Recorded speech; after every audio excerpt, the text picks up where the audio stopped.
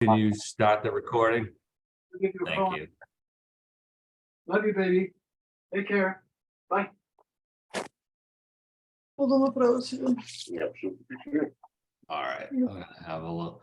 If everybody who's not speaking, could please mute your microphones so we don't get interference or feedback, that would be appreciated.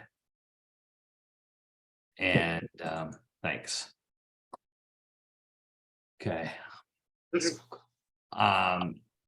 is Arthur Gasparo, Chairman of the Nantucket Airport Commission, calling to order the April 11th virtual meeting of the Airport Commission.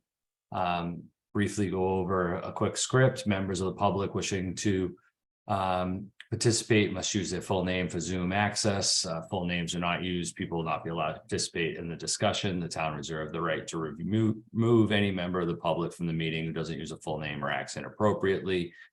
We're using Zoom for the meeting, will allow for the public to participate in the meeting as an attendee. Attendees must register to participate, and please speak through the chair.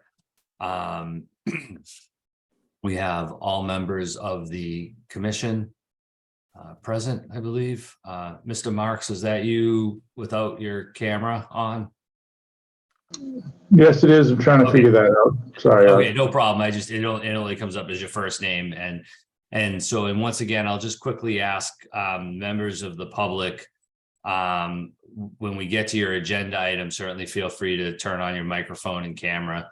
But at the moment, if you could turn those off, it would just make it a little bit easier to run the Zoom meeting. And we have members of staff with us. Again, good evening. We are conducting this meeting remotely pursuant to Chapter 2 of the Acts of 2023, and ensuring public access does not ensure public participation unless participation is required by law. So this meeting will feature public comment.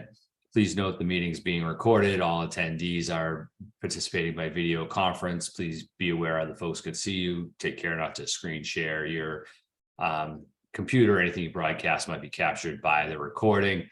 I will introduce each speaker on the agenda, and then open it up to comments from the commission members and then to the public. Please wait till I yield the floor to you. And finally, each vote in this meeting will be conducted by roll call. And with that, we will move on to the first item on the agenda, which is the adoption of the agenda. Is there any questions, comments, or concerns with the agenda as published? Hearing none, we'll consider that adopted by unanimous consent. And we're now moving on to the draft minutes from March 14th. Any questions, comments, or concerns with those, draft minutes? Hearing none, we'll consider those adopted. We need to ratify the warrants of March 22nd and April 5th. Is there such a motion? So I'll make moved. that motion. Most have been made. Is there a second? Second. Seconded. Is there any further discussion on the warrants? Hearing none. Ms. Topham, how do you vote? Aye. Ms. Planzer, Aye. Mr. Buscarin, Aye. Mr. Marks, Aye. and the chair votes aye. And with that, we'll open up the floor to public comment. This is for items which are not otherwise on the agenda.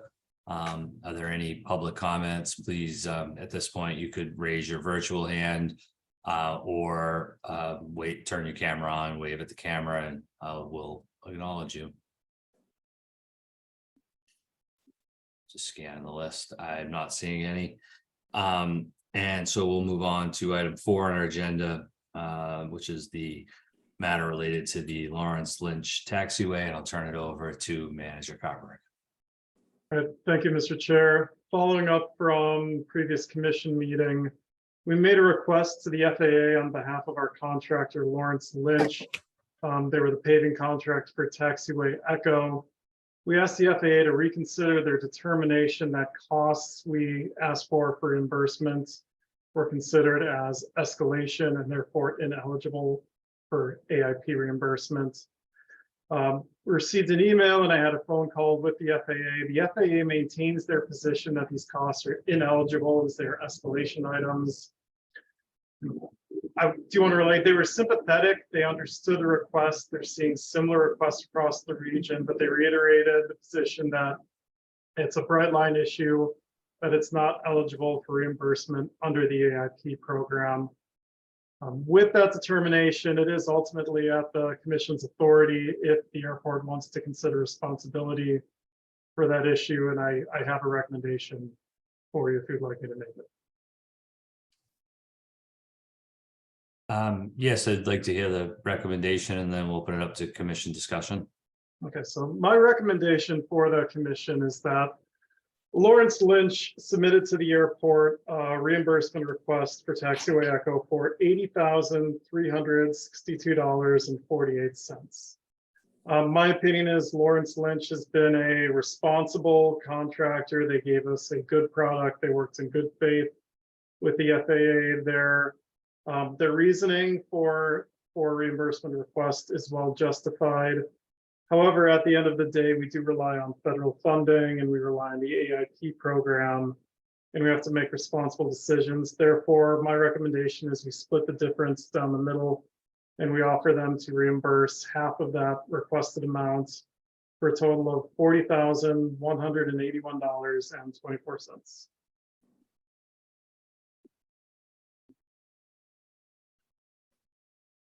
Thank you. And further to that, Mr. Carver, just to confirm, that has been, you've already reviewed that in council, that would be determined to be a allowable expenditure of funds under all of our grant assurances and terms, conditions. Correct. It's an appropriate use of airport revenue. It is just not AIP eligible. Thank you. Commissioners, any thoughts or discussion on whether or not we make any reimbursement to Lawrence Lynch, as we've discussed in the previous meetings? Could you just tell us again exactly what the adjustment is? Like, I'm sure it's just because costs went up, but it's not on the top of my head. So in my view, it's actually a PFAS related item. For Taxiway Echo, the airport was scheduled to pave the largest section of the taxiway in 2021. This would have been from the run-up of 6 to approximately Taxiway Juliet. As we were resolving our PFAS issue, we found soil with contamination standards above the relevant DEP threshold. So we could not disturb or remove those soils until we had a DEP approved plan for those soils. So we asked the contractor and the FAA if we could swap phases and instead work in the Taxiway Bravo and Charlie areas, which are a much smaller area of pavement. The contractor agreed. They went right ahead and did this work for us. But after the fact, a year later, when they went back to do Echo, energy prices had escalated, liquid asphalt prices had escalated. So the basis of the reimbursement request for $80,000 is the additional energy costs for the additional amount of pavement between those two phases. Okay, thank you. Thanks. Mr. Buscarin? I think Noah's advice is probably good. I think we probably owe the money. The last thing we want to do is to get sideways with a paving contractor. God knows what would happen when we're redoing 624. So I think we need to keep good relations there. And I think as a starting point, offering half is fine. Thank you. Any other commissioners, or is there a motion? I'll make a motion to adopt Noah's suggestion. Second. Second. Yeah. The motion been made and seconded. Any further discussion? No. Guess I would add, I am in support of the motion. I'm wondering the best way to communicate our decision with the contractor and just, the basis to that. Noah, is it something that you will memorialize in a letter to them of some sort, or just the mechanics of, I think, making sure that they know, that we gave it, we put a lot of effort into this, in terms of staff resources, legal, trying to do, what we could, and trying to have them hopefully, how we make that payment to them as, understood that it's to do the best we can and maintain a positive relationship. Yes, if there is no objection, I'd like to note those items, and handle as we have, which has been through the resident engineer. There are still payment vouchers and requests, even though it's not AIP eligible. Jacobs works well with Jamie to document this for our capital program expenses. Technically, the request from Lawrence Lynch came to us through our resident engineer, so I would like to follow through that chain of communication. Very good. Thank you. And with that, if there's no further discussion, we'll take a roll call on the motion. Hearing no further discussion, Ms. Topham, how do you vote? Aye. Ms. Planzer, Aye. Mr. Marks, Aye. Mr. Buscarin, Aye. and the chair votes aye. Thank you for working through that, Mr. Carver. You're welcome. And now we will turn over to the next item, which is the crew quarters alternatives presentation. I'll turn it over to Mr. Carberg. Okay, thank you, Mr. Chair. I'd like to share my screen briefly, but then I'll take the screen share off so you can, so I won't overwhelm the screen.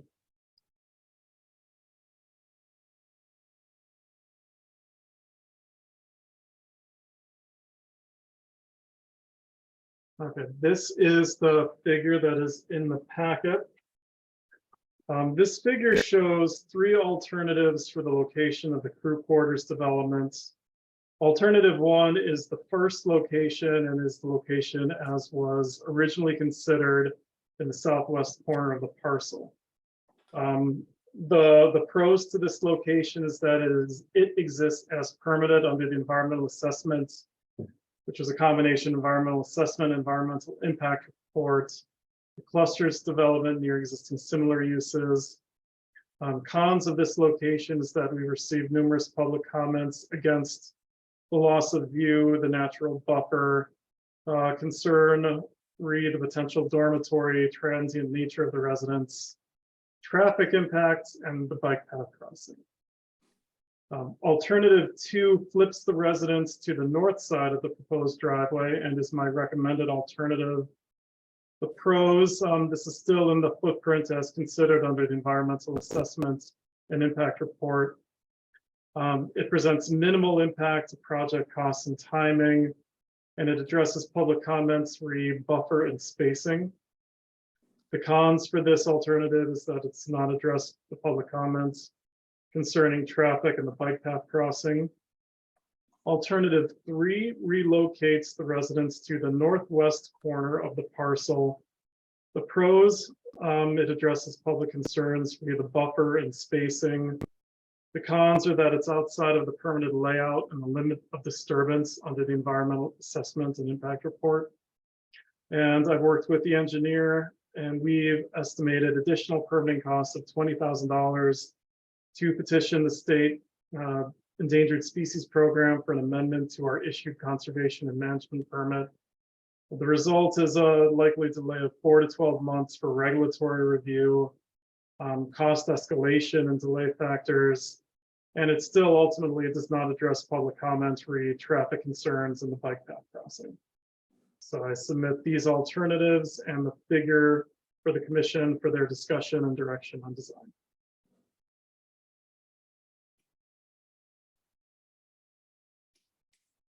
Great, thank you. Commissioners, and I do know that we have a lot of members of the public here, and we certainly have received all of your letters and appreciate the input. And we will open up the floor, but first I would like to go through discussion at the commission level, probably take it to the public and then back to the commission. Commissioners, any thoughts on the alternatives that Mr. Carberg has put before us? I'd like to know about the impact on the bike path on, I guess, between alternative 1 and alternative 2. Is there? Mr. Carberg, I think you could leave this. I'll do my best to manage it, but I think for this discussion, perhaps it would be helpful to keep the screen share up. And hopefully you're only a little patient with me as I have to try to see the video, manage the Zoom. So do you want to turn that over, take that question to McFarland, to Mr. Lasden? Yes, I would. Mr. Lasden, I know you're on here. Could you field that one, and then possibly Mr. Cox? I'm sorry, what was the question again? I apologize, I missed the question. It's, what is the difference in the bike path impact between alternative 1 and alternative 2? The bike path is shown, excuse me, Mr. Chairman, thank you. The bike path is shown on there. There is not a lot of difference between the bike paths. I will say that alternative 2 is directly across from the bike path access out to the public street. Other than that, the long length of the bike path, there's not much difference between them. Okay, thank you. Yep. Mr. Buscarin? I think Noah has made a good recommendation. I've been on that bike path many times. I don't think putting some houses back in the woods off the bike path is going to have any effect at all. And I think we want to keep the neighborhood sweet with us. So I think Noah's idea is a good one. Thank you. Mr. Marks, any thoughts before I? Yeah, I just want to comment. I think, yeah, alternate 2, which no suggestion I agree with as well. It also gives a nice buffer to the neighbors from the dormitory, at least, and without having to go back and spend more money unnecessarily, because even if you move it up to 3, you're still going to be crossing the bike path and then roughly the same area, same impact on it. And so yeah, I think we should, I like the idea of sticking with number 2, especially with the money invested already, and carry on from there. Thank you. And I also am supportive of alternative 2. We will take comments, but I hope that helps meet the concerns that we've heard from a lot of you folks. If not, or there are outstanding concerns, please, before we, take this any further, I'll open up the floor, and you can wave your hand at the camera or raise the virtual hand, and I will acknowledge you. Mr. Chairman, Yes, I'm sorry, Ms. Topham. I agree with what everyone's been saying. Noah was kind enough to take me out and show me exactly where it was. And I do a lot of walking, and there are a lot of crossings with the bike path. So I think that it's going to be safe, and I think it's a good idea. Thank you. Thank you, Ms. Topham. Ms. Ruggiano? Yes. Hi, thanks, everyone. My husband and I are the Hello. homeowners of 14B Park Circle, so right behind where this is proposed. And I do appreciate the work that's been done to try to find a solution. I do think we're focusing a tad too much on the bike path. None of these alternatives really impact the bike path differently. They're all pretty much within the same impact, I guess I would say, based on where they are in relation to the bike path. What I do think we're not necessarily addressing is the issue of the transient nature of the residents of the dormitories, as well as the buffer. Obviously, alternative 3 gives a much greater buffer, and it's further back where the fields are, which are already cleared. So that would be my suggestion for the choice. I do recognize that there is a timing and a cost impact, but I would also note that the residents of Park Circle were not part of this conversation from the beginning. So had we known that this was being proposed, perhaps the environmental study could have been done at the same time that this was done. So I kind of feel like you've already invested the money, but we weren't aware of it prior to a very short time ago. So I would like to propose that alternative 3 be investigated. Thank you. Bye. Are there any other public comments? Ms. Perales? Sorry, I couldn't figure out how to do the virtual hand. A hand at the camera is fine too. I'm trying Okay. to make, you can do Yeah. either or. And Ms. Nguyen, I saw you too. I'll come to you next. Can you explain better so it looks like within the proposed limit of disturbance? I guess it's a question about how the land would be cleared. So if you did go with alternative 2 or even alternative 3, but like what are you clearing? Like, are you going in and clearing within that whole box when you do alternative 2? Or are you only clearing, to the other side of the parking area and you're leaving the rest of the trees? That's my first question. I don't want to, I know that there's not usually a lot of back and forth. I do have other questions. I don't know if you want me to ask them No, all at let's- once or if it's better. I'd like to have a discussion, you know. Okay. So that's my kind of first what we're here question. for. So Yep. I'll do my best to field the questions that I can. And certainly, please, Mr. Carberg, Mr. Lasden, correct me or supplement.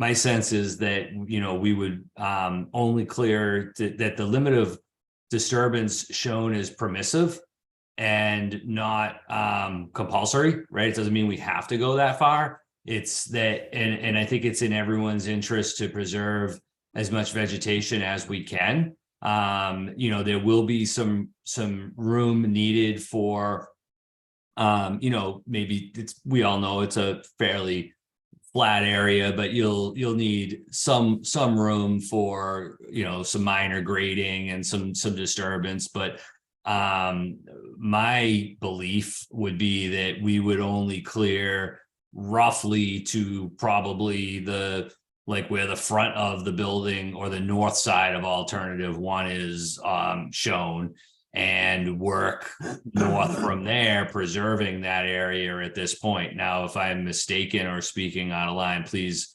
Mr. Carver or Mr. Lasden, let me know, but that would be what my expectation would be. And I think that, and then work to the north, and from the north of there, yeah, I would think you probably logistically, from a construction perspective, have to probably clear the rest of that box. Mr. Carberg, Mr. Laz, does that seem accurate? Do you Yeah. mind showing me on here, just like with your arrow, Noah, yeah, thank you. All right, Kate, Ms. Perales, I appreciate let's keep it through me, and, Sorry. I want to, we'll give you the answers as much as we can, but we're also, all right, does that clarify it? Yes, thank you. This Okay, is my own expectation from. right, or maybe a little bit south of there just for the parking, but I hope that helps. The intention is to leave as much of a buffer at this point as we can. We don't have to take everything out. So Mr. Chairman, if I may, if we build alternate 2, the parking lot, the way it's shown with the parking on the south side would be flipped. So the parking would be on the north side, most likely. So yes, Mr. Carberg's red line would be an appropriate expectation of clearing. Next question, Ms. Perales? So this one is a comment for you, Mr. Chairman. So I was actually quite surprised by how minimal the cost would be to do alternative 3. That you could potentially get the environmental permitting for that cost, and that it would only delay the project. Well, I think it was 4 to 12 months. I had thought that was more of like a 2 to 3 year delay. So my next question was that, are you able to, if you did go with alternative 3, are you able to put the project out to bid while you're getting the environmental permitting done, so that would minimize any delay while you're doing both at the same time? Carberg? Thank you, Mr. Chair. The reason I gave a range is There are two controlling factors. The first is an unknown outcome of the permitting amendments. The alternative species or the rare species review for that area for alternative 3 wasn't done. It was only done within the limits of disturbance. So depending on what species the Division of Fish and Wildlife thinks may be there, that would control the survey methodology and the survey time. Some plants only flower in the spring and are identifiable in the spring. Some only flower in the fall and are identifiable in the fall. So it's an unknown duration of permitting. The permitting cost may only be $20,000, and I'm sorry, I don't have a local escalation cost. But escalation costs in construction are probably on the order of 10% per year, and on a $3.5 million project, that is a significant escalation cost. So I hope that helps clarify it. There's a lot of uncertainty with environmental permitting. And I'm not sure how much you've seen in the news or further on in the meeting, you know, we're hitting critical mass on staffing, and I just don't, as one commissioner, it can't support something that's going to cause a delay. You know, this alternative 2, that's, you know, going to be my position, is that we're sort of meeting in the middle, and we're gonna, you know, we have to move forward with a housing alternative, which I hope you all understand. Mr. Buscarin. Yes, I think someone said that this was going to be temporary housing for people that are in and out.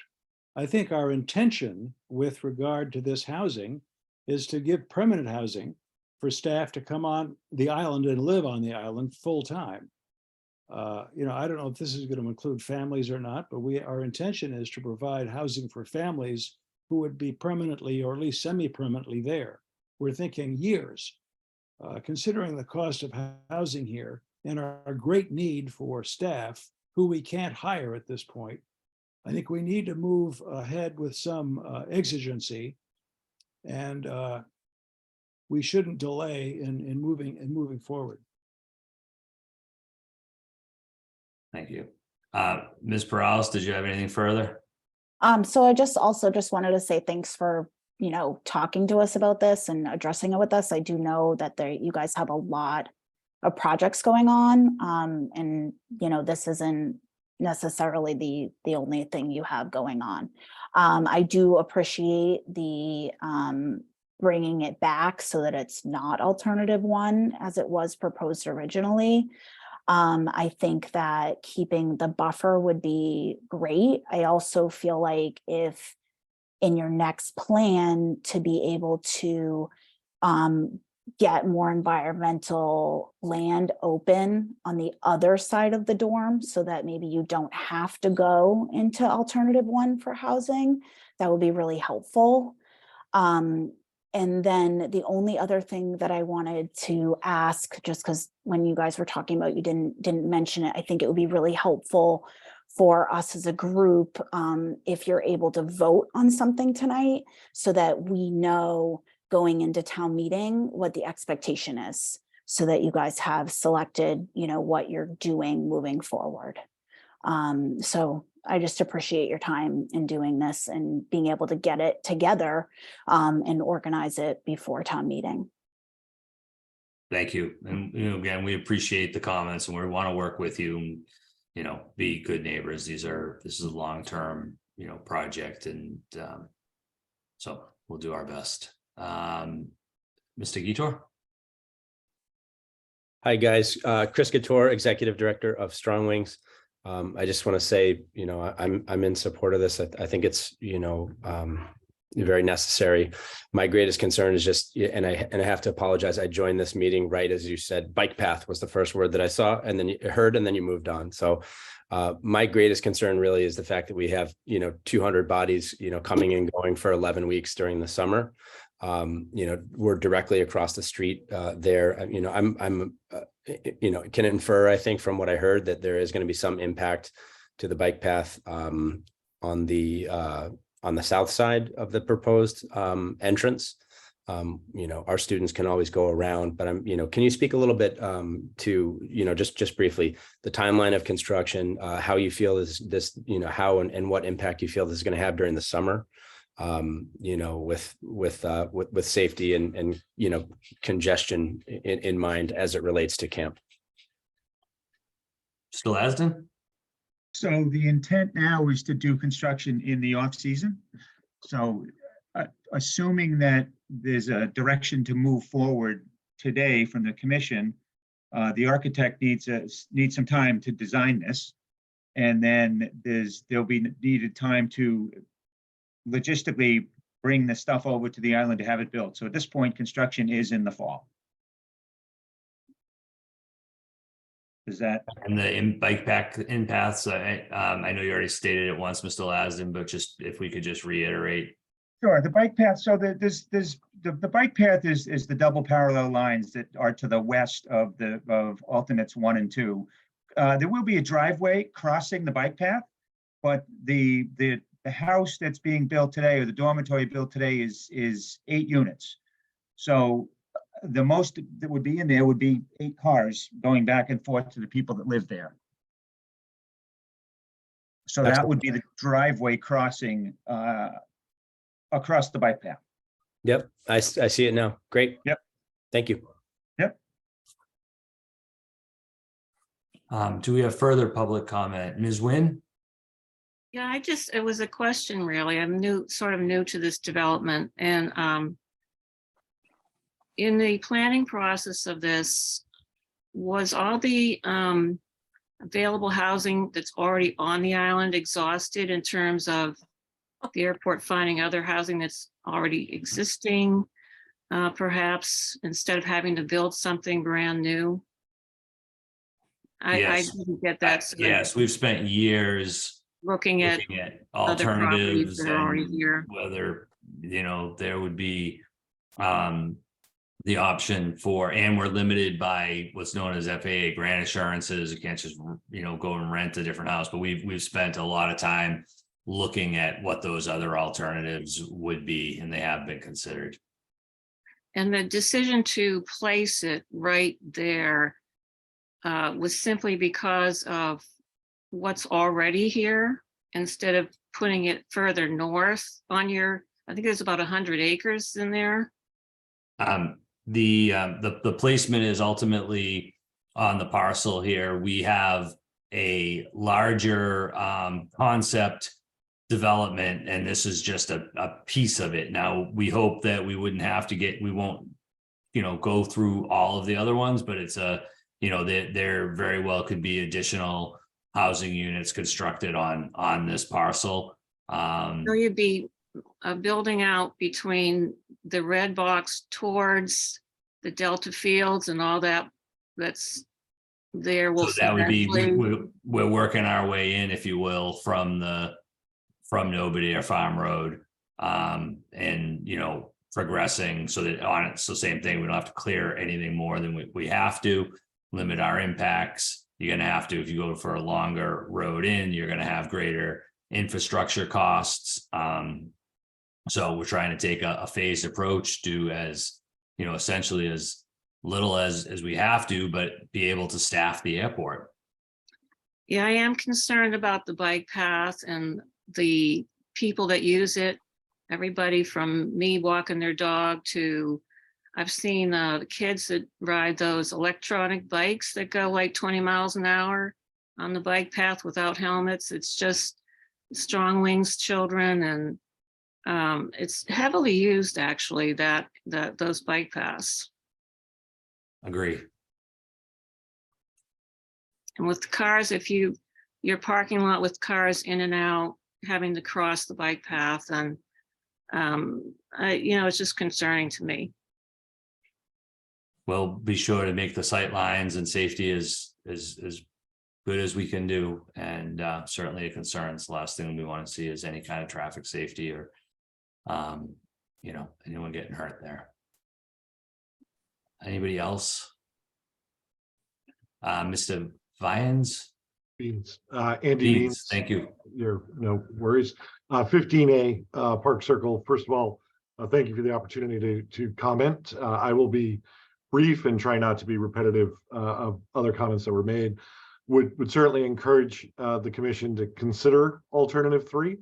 But based on what I've heard here today, understand that may not be feasible on the timeline that you're currently working under, and would just comment that from my perspective, alternative 2 is a far superior option to alternative 1, and appreciate your consideration of that as an alternative in response to some of the comments that my neighbors and I have provided.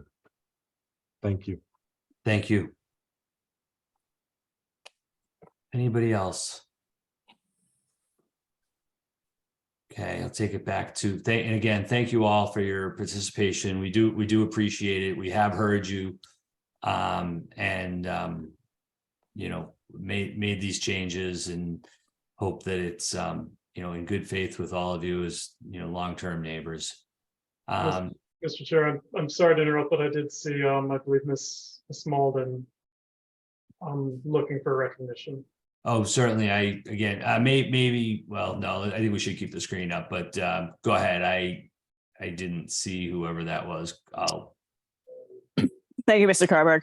I agree with Mr. Beans. I'm a resident of 13A Park Circle, and I would still encourage the airport to look at option number 3, although we do appreciate area number 2. Number 3 would probably be more convenient. As you do see, it does go right across. The building would be right across from where that path is that crosses over from the fields to over Norbert Farm Road on to the other side. I think it would be a little bit safer to bring it further north and to have alternate number 3. With that said, with other residents and as a town employee, I do see there is a need for employee housing and encourage that. And I actually applaud the airport for being one of the first places to actually get it going. But however, I think you still need to consider the environment that you're building around and the people who are living here. Thank you. I appreciate that. Anyone else? Okay, with that, Hello. Mr. Ruggiano or Ms. Ruggiano. Yes, Mr. Ruggiano. Thank you, everyone. As my wife mentioned earlier, we're definitely in favor of alternative 3. And a number of times during this conversation, you have mentioned the possibility of this may ultimately be continued, not to use the expression down the road, but you may be in the future considering more dwellings. And if you look at option 3 and then you have to do some environmental study, I realize there's an expense and time. To me, it also didn't seem, like Katie said, that that expensive and that much of a delay.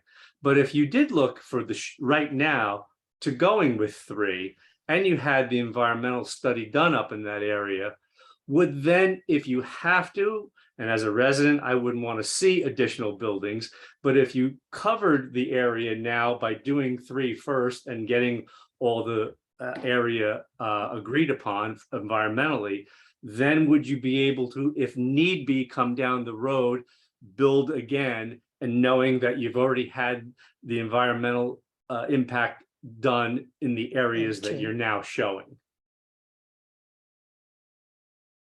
I think that we can, you know, work towards that. You know, as I'm hearing that you may continue, and I know there's no guarantees, but I am hearing that once something is built, it might not be the only thing that's built. Oh yeah, we don't want it in any way to tell you that that's, you know, but we have to pay for it, right? And we have to, so we have to pay for it, and we have to staff the airport. And you know, I'll tell you as the, you know, as the chairman, I don't particularly want to be in the housing business for the airport, but it's come down to this in years of doing this, that it's, you know, it's a reality of life on Nantucket. If you're an employer of any sort, you've got to provide the housing, and we want to do this in a, you know, a sensitive manner that certainly takes into account, your concerns. At the same time, it's it is a need. It's not a want. But if you have this study already done for the area that's been approved upon environmentally, that doesn't go away, I assume. You always have. Well, I could defer to Mr. Carberry, but there are often, time limitations. Your permits are not, indefinite. There's studies need to be redone, and especially you start getting into, plants and animals which grow and move. That it's not a permanent blanket. They do have to be revisited. And different permits have different timeframes in which that needs to happen. But all that being said, certainly understand, where the neighborhood is coming from. And as we, move forward, as we, if and when we need to, we'll continue to, this process, I think, has worked very well. We've heard from all of you. We're very aware as commissioners and in the staff of the concerns that you have in the neighborhood, and looking to I think as the airport constructs housing here, does it in a way that is sensitive to those concerns. Can I just add to what my husband said, and then obviously we'll relinquish the floor. Since you did propose alternative 3 and you did put it on this map, obviously we were very happy when we saw that, and we thought that was a really good solution. It sort of feels from the way the conversation has gone that really wasn't ever a consideration. And I feel like from the comments that have been made from most of our neighbors, if you did go into alternative 3, we would all be very happy with that solution, understanding what the airport needs to do for housing. And it would really take away all of our concerns about having enough of a buffer, allowing for the bike path to remain pretty well used, for both the residents and also Strong Winds and the new school. So I guess we're just wondering why then wouldn't alternative 3 be investigated? It doesn't seem like that much more of an expense. You've spent years, as you said, working on this. I'm sorry it wasn't part of the investigation originally, but we would have appreciated if it had been. But I would still like to put on the table that we would really appreciate your investigating option 3. Mr. Carberry? One of the more beneficial potential outcomes is, yes, it's possible it could be a 4-month permitting effort at $20,000 and require limited rare species work. That's the sort of convenient, least impactful end. The other end of that range is this is a 3-year permitting effort that requires the airport to redo a complete environmental assessment, environmental impact report at their cost without FAA funding. There's a very wide range of potential outcomes. I presented a middle of the road one. I don't want the public to necessarily think that the numbers and the range that I quoted is the answer. It's ultimately not at our discretion what environmental permitting would be required. Thank you. I hope that helps, Ms. Ruggiano. And with that, we will, are there any other further comments? Mr. Buscarin. Sure. This project, I don't know how long would take, but even if we had all the permits and everything went very quickly, I would doubt that anything would be built within the next 2 years. I can be corrected on that. There is no contemplation at this point to build any extended housing beyond this one proposal. There's a potential there, maybe in the next 10 years, but the airport, I don't think, has the funds to start building housing all over this area. That's not contemplated at all by this.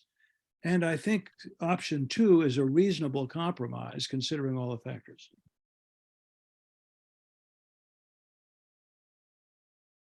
All right, this is going to be, I was going to take it back to the commission. Ms. Perales. The only last comment that I wanted to make was kind of follow up to what was said already. But the alternative 3, although alternative 2 is definitely a compromise, and I'm not saying it all isn't, but alternative 3, the concern that I have is that when you do go to build the next building, when you do go to build the duplex, you're gonna want to put it where alternative 1 is, because that's going to be the cheapest place for you to put it. You've already done the environmental permitting, you already have the entrance in, and then we're all going to be coming back to have the same conversation. Where if you look into the environmental permitting more now, be able to put it out to bid at the same time, then you still may not have a delay, and you could subside the angst that, you know what I mean, the neighbors are having by moving it over.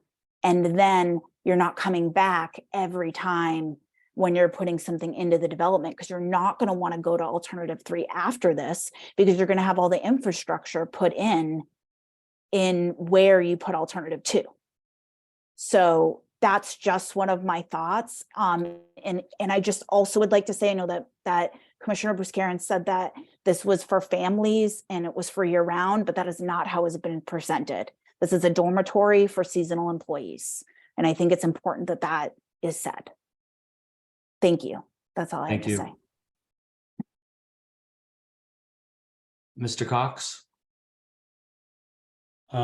We did a significant amount of research on this project, and hopefully we can start the design after this commission meeting. But a couple of things I wanted to bring up is that the current sewer line stops at the end of Park Circle. So as we go further towards alternative 3, it means a significant more sewer that we would have to put in as this first phase of the project. As many of the people have mentioned, there is no guarantee we're ever going to do any additional housing past this first one. And then, as if that was always the case, we would have to look at new environmental permitting and go through the whole process all over again if we wanted to continue with the development. Often, if we do a development like this, as we go more than one building, we would need to go in and have either a loop, which would mean that even if we built on alternative number 3, we would have to continue the roadway around through the property and then come back out where alternative 1 and 2 is anyway. But the permitting process that we have in place now allows us to start our design development immediately and hopefully into construction late fall of this year, so that we could get housing for airport employees for next year. And it's a big problem. We've just gone, as a pilot and airport user, we've just gone to having no emergency services overnight because of the housing shortage. And we want to try to be respectful of all our neighbors. So what we plan on doing is, as we go through this design development, we'll have the ability to let everybody have additional input on our recommended alternative 2 and the amount of buffer that we can put in place. Thank you, Mr. Cox. Okay, I'm not seeing any further public comment. Commissioners, I'm going to take it back to you at this point. Is there consensus, Mr. Buscarin? Somebody named Liz has her hand up there on my screen. Liz? I do as well, Chris Couture, real Yeah, quick. I do, Okay, sorry. we're gonna, all right, people that have spoke, well, hey, one more time, but let's go ahead, Mr. Guitor. Just related to the sewer comment, can you tell, regardless of which plan you guys move forward with, is that going to include bringing that sewer connection further up Nobadir Farm Road? It will. Past Strong Wings. Okay, awesome. Thank you. Liz, would you please identify yourself with the last name? Sure, it's Liz Finley, and I just had a quick question for you. Can you tell me what the setback is? I think it will be helpful for all of the neighbors in Park Circle from alternate 2 to the bike path that's directly behind Park Circle. In other words, that connects Nobadir Farm Road to the Delta Fields. Mr. Lasden? I would have to look further into design. I don't have an answer for that right now. I'm sorry. I could tell you very roughly, and please take this at, you know, just using GIS, that if I was to draw a line from about where the bike path takes that sharp turn down to the other bike path, just roughly speaking, you're looking at a couple 100 feet. Thank you.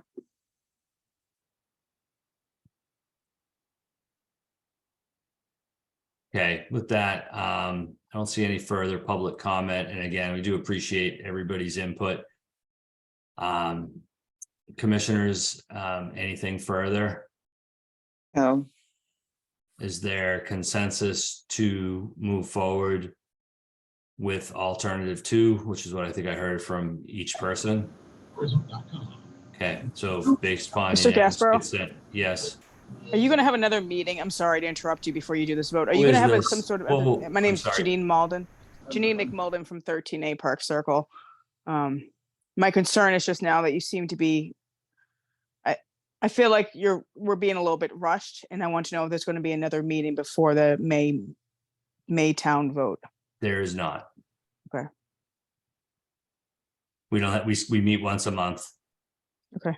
And that's why we carried it forward from our last meeting, was to, and really spent a lot of time on this.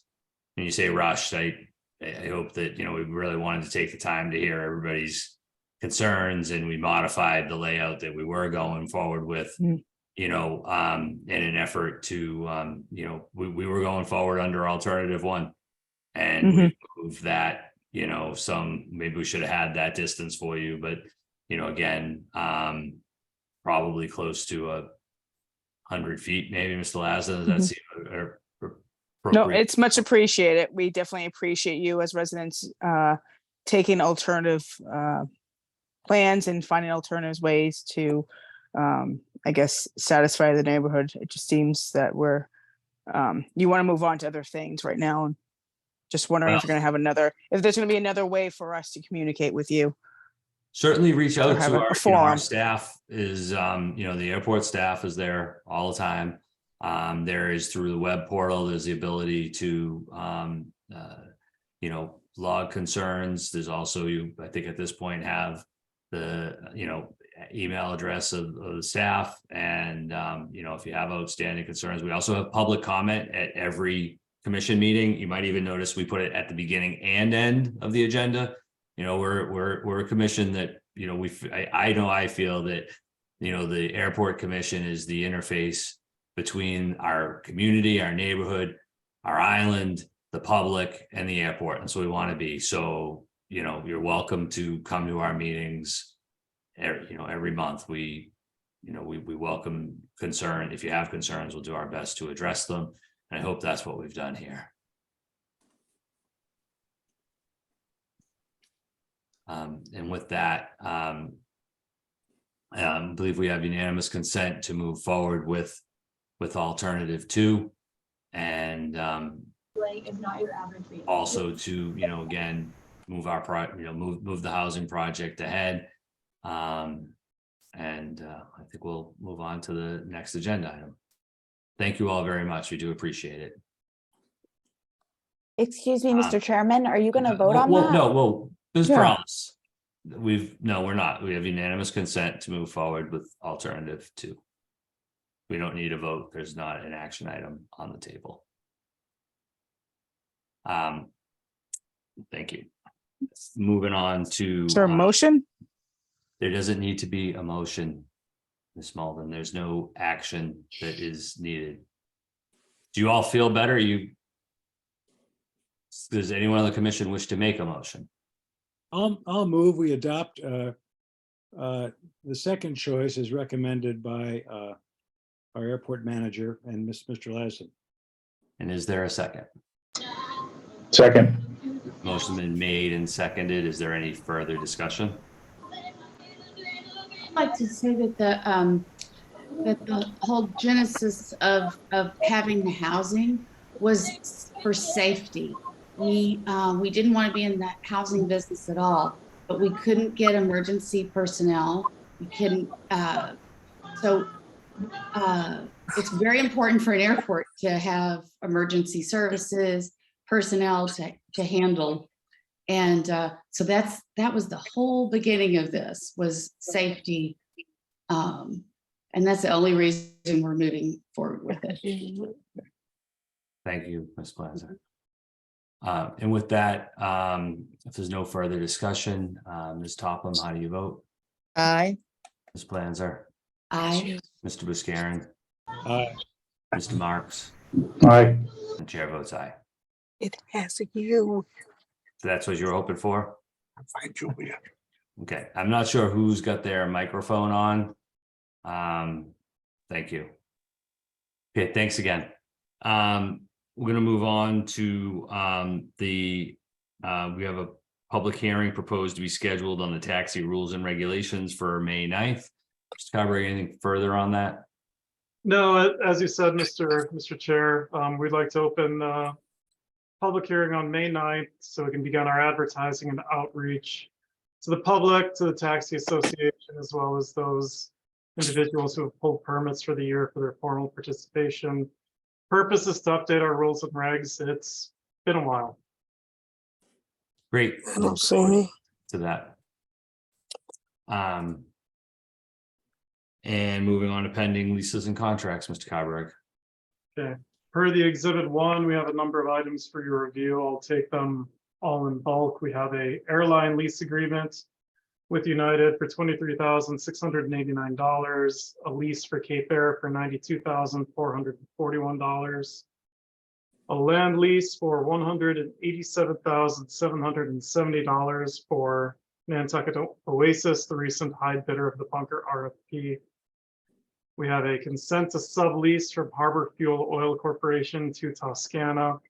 My opinion is this is a sublease between two existing tenants in good standing and for the short term, and I recommend adoption of that. We have a lease agreement with Toscana for $80,797.50. They were the second highest bidder in the recent bunker RFP. We have a contract with Carry Auto for a utility trailer for $15,433. This will replace the one that we co-opted for the fuel farm GAC system. We have a task order with McFarland Johnson for the crew quarters project for $397,400 for design. I've also invited Rich Lasden, the principal engineer at McFarland Johnson, and Phil Cox, the OPM at CHA Consultant, to answer any of your questions that you may have that I cannot answer. We have a contract amendment with Robert B. Auer. This is a no-cost change order to connect Matagasham Valley Road residents. There is a cost for connection, but we are below the total contract cost, so it's termed a no-cost change order. We have $24,010.65 with Franklin Paint Company for Airfield Paint. And we have a contract from McFarland Johnson for $26,000. This is a not to exceed amount for some design work already accomplished for some potential summer service entrance, which will not occur, as well as a review of pavement redesign for Marine Home Center AMA Airlines aircraft change from the Piper Navajo to the Cessna Caravan. And then Boyana, please correct me if I've missed anything, but for the final item, I have a letter from McFarland Johnson regarding the South Apron.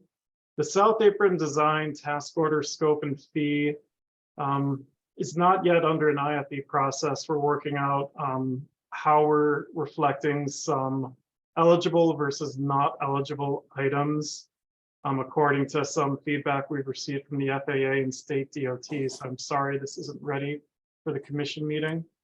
However, I am asking you to approve a not to exceed amount of $75,000 for geotechnical services and survey. Those are the advance items that we should get underway to keep that project on track. Thank you, Mr. Carberg. Are there any questions or discussion on any of the pending leases, contracts, or agreements? I would ask if we could split them out. I am going to recuse myself on the lease agreement with Nantucket Oasis and Toscana. If we could take if there was a motion on all of the others, I would entertain that. Mr. Chair, are you also going to recuse for the sublease between Sienna and Harborview? Yes, that's Okay. correct. The three of them. Thank you. Is there a motion to approve the others? Second, Made and seconded. Ms. Topham, how do you vote? aye. Ms. Planzer, Aye. Mr. Marks, Aye. Mr. Buscarin, Aye. and chair votes aye. I'm going to step aside for a moment and turn it over to Ms. Planzer. Okay. So, the lease agreement, Nantucket Oasis Pool and Spa and Toscana Corporation. And the third, I didn't understand, Wayana. I'll jump in, Boyana. It is the consent to sublease from Harbor Fuel Oil Corporation to Toscana. Oh, okay. Okay. So, any discussions on those lease agreements for sublease? Okay, I entertain a motion to approve those. So moved. Okay, a second? Second. Okay, motion's been made and seconded. Mr. Marks, how do you vote? Aye. Ms. Topham, Aye. Mr. Buscarin, Aye. and Vice Chairman votes aye.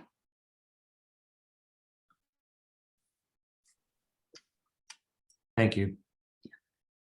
And with that, we will move on to pending matters, Mr. Cobrick.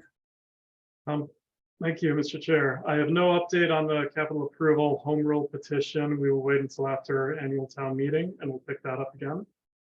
We have two items under PFAS. The investigation update I'm keeping brief in lieu of our consultant presentation. There's a status update in your table. The connection for the Matacashan Valley Road residents is scheduled for, I believe it's been pushed to next week, hopeful for completion before occupancy.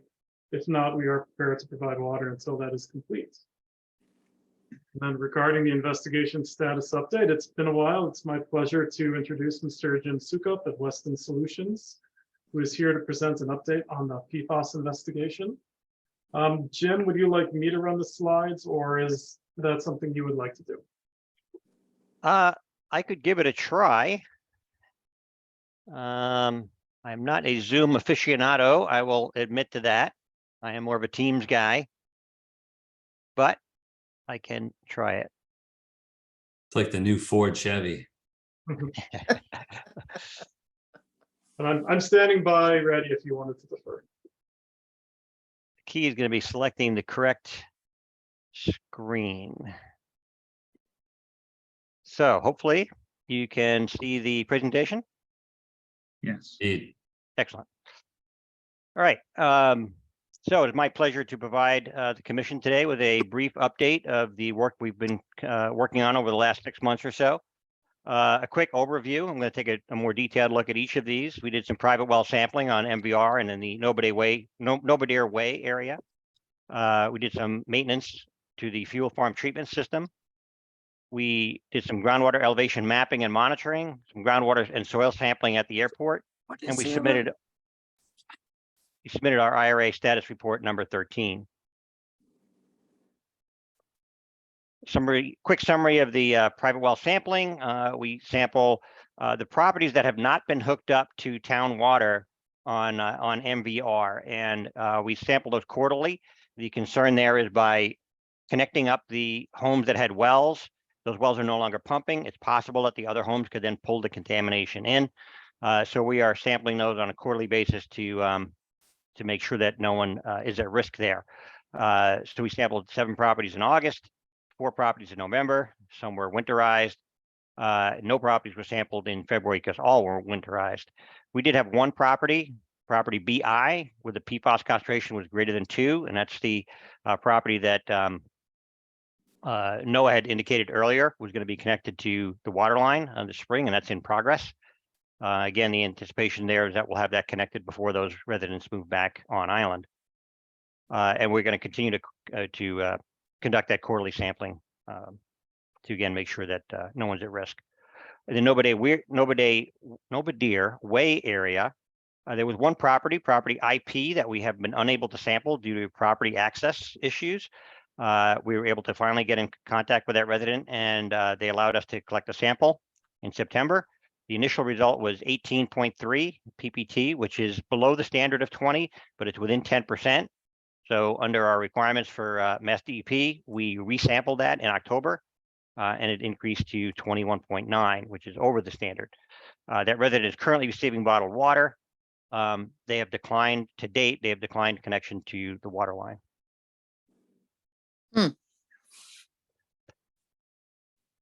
With regard to the fuel farm system, so we conducted performance monitoring of the system in August. We collected a sample from the influent.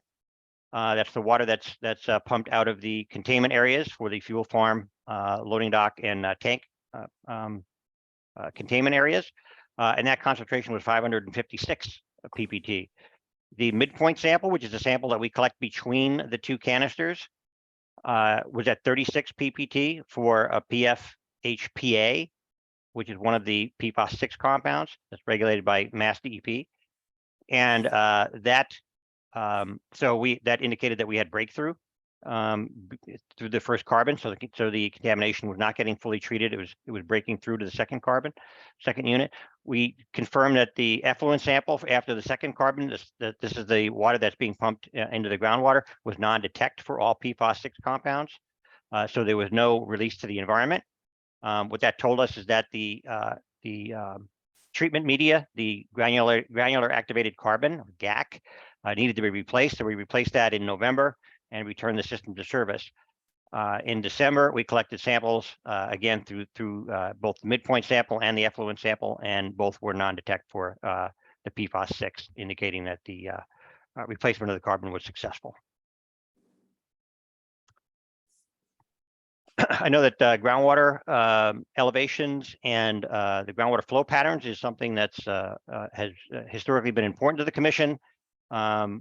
So we conducted a site-wide or an airport-wide groundwater monitoring event, or groundwater level monitoring event in December. We measured the water level of 19 wells, and we updated our groundwater flow map based on that data set. I'll show you that in a minute. But overall, the results were consistent with prior mapping. In addition, we've got data loggers, and these are devices that record the water level in 5 different wells every half hour, so about 48 readings per day. And we use that data. We've had that those data loggers have been installed for a year, so that allows us to monitor the water levels changes in those wells during that time period. And what we see is an annual fluctuation in the groundwater level of about 1 foot to 1.5 foot. As you would expect, it's highest in the spring when you have snowmelt and heavier rainfall, and it's lowest in late summer and early fall after the dry season. We also noted a tidal response of about 0.05 feet, so 0.05 of a foot, so not a lot, but we did see it in all the wells, so it is pretty consistent across the airport. And we saw variable response to rainfall events in different wells. We'll take a look now at how that data looks. So this is the groundwater contour map that we developed based on the water levels that we measured in the 19 wells. As you can see, it's very similar to, it essentially mimics the groundwater flow that we've been showing kind of right from the get-go of this project. And you may recall when we first started working at the airport, we had 4 or 5 monitoring wells. And so we were basing our groundwater contours on just those 4 or 5 wells. We've now supplemented that over the last 2 years. And like I said, now we're up to 19 wells, and you can see that it's consistently showing the same pattern of groundwater flow. So that is very comforting to us. It tells us that our conceptual model and our understanding of the groundwater flow at the airport has been right on the money. With regards to the data logger data, so this first graph that's up here on the top left, this is the full year of data. So you can see it starts roughly in late winter. So in December timeframe, you can see that the water level slowly starts to increase after a dry summer. You get the fall rains. It peaks in the spring, as we indicated, then you get a steady drop through the summer when it's typically dry. And then in the fall, you start to get the October heavy rainstorms, and we see the water level start to rebound. This is a look at a 1 month. So you're kind of zooming in on this portion of the graph to see what the impacts are from rain events. So these spikes represent, I should indicate, so the blue is the water level that's measured in the well, and these spikes are rainfall events. So you can see there's a rainfall event here. You can see a spike or a steady increase in the water level as a result of that. We said again here, this is a much bigger rainfall event, a couple inches of rain, and you can see that the water level rises in response to that fairly quickly. This is again, taking an even finer look. This is a look at the water levels over a 1 week period. And what you can see here are the effects of tides. So again, the blue line is the water level. So you can see this kind of cyclic pattern, right? That looks like this. And it's overlaying on it. And the green line is the tidal fluctuation in the ocean nearby.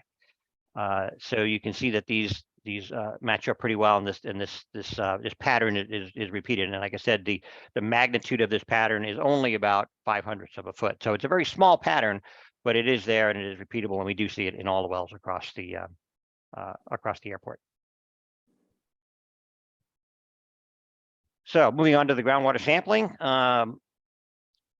We collected groundwater grab samples from 15 locations. By grab samples, I mean we don't install a monitoring well. We just drill down to the groundwater table and the location we want to collect a sample.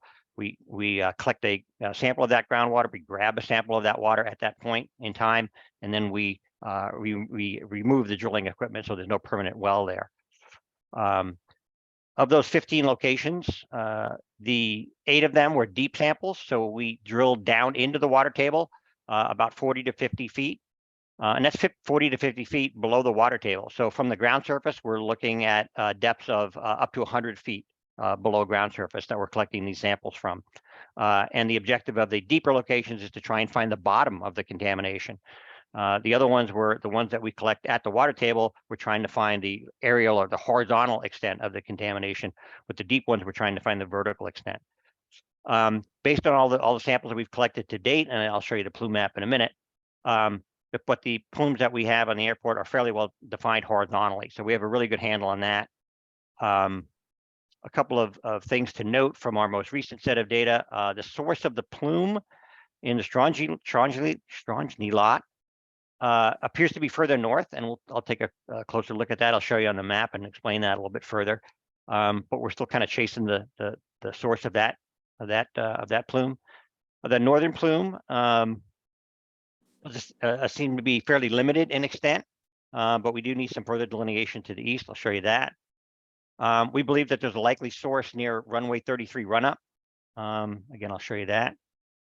The contamination does extend deeper than 100 feet. These 8 samples that we collected, again, from 40 to 50 feet into the water table, about 100 feet or so below grade, we are still coming up with some fairly high concentrations in some areas. So we do need to go deeper than that to be able to find the bottom of the contamination.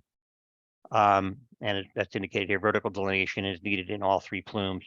But again, limited horizontal delineation is needed in just a couple areas. So let's take a look at that. So this is our updated plume map. You can see it looks very similar to what we've been showing you before. There hasn't been a lot of change in the footprint of these plumes. We think we've got them, again, our understanding of the groundwater flow, as I've shown previously, is pretty well understood.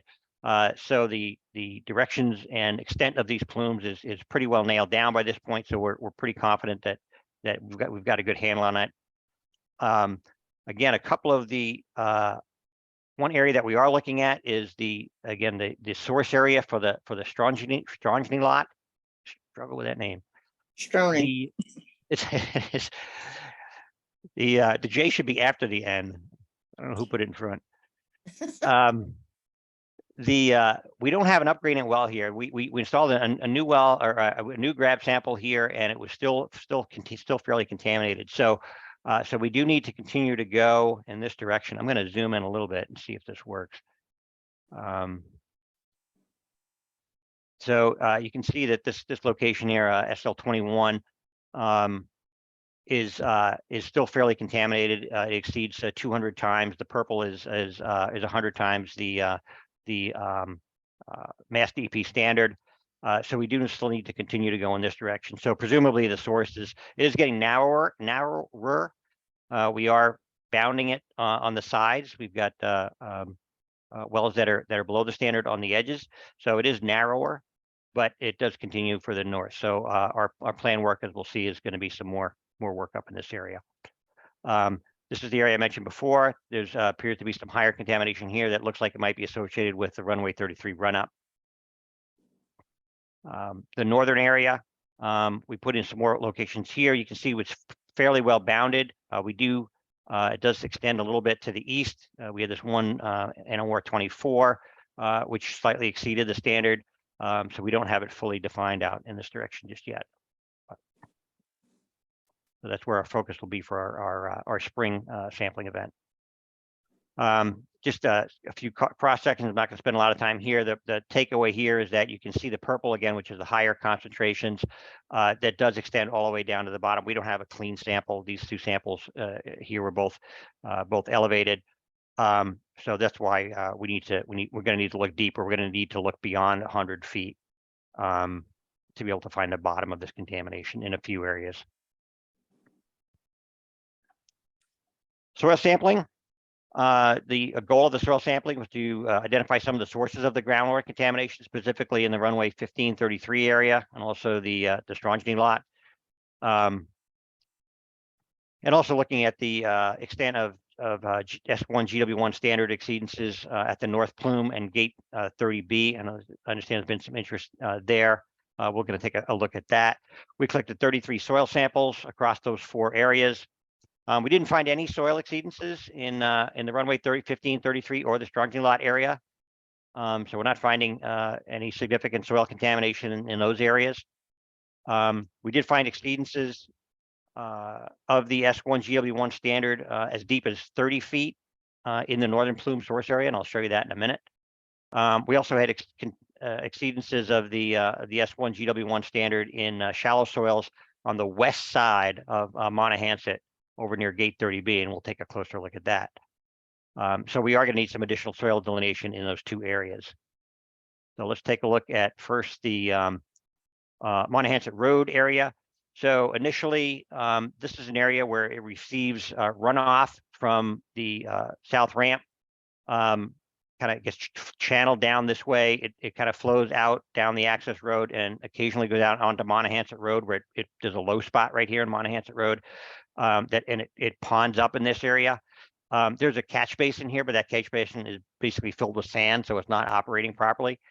So when that water runs off and it contains PFAS and it pools, that water soaks into the soil and results in some shallow soil contamination. So initially we sampled on the east side of Monahans Road, and those samples slightly exceeded the S1 GW1 standard. We sampled this most recent round on the west side of the road and also to the north and south. We bounded it to the north and south. So it is limited to this area, which is again the area that floods for the most part. But it does extend all the way along off to the west side of the road. So we are going to have to step out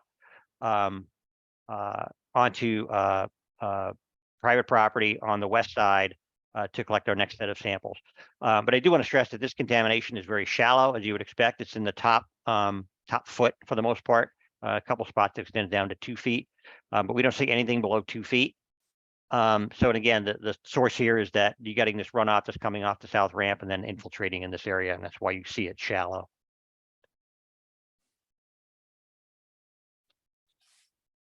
Shifting to the North Plume area, up by the Quonset hut. We drilled several deep borings in this area to see how deep the contamination extends. We were unsure of the source of this area because we don't have any historical knowledge of the use of PFAS or storage of PFAS in this area, but it does appear that there is a source here. We are finding PFAS compounds exceeding the S1 GW1 standard in close to the building. We drilled a sample. We took some samples in the floor of the building, beneath the floor of the building, and we don't see it there, but we do see it around the perimeter of the building. And it goes down to, like I said, 30 feet at this location and about 20 feet in this location. So it does seem that this is the the source of the contamination associated with that northern plume.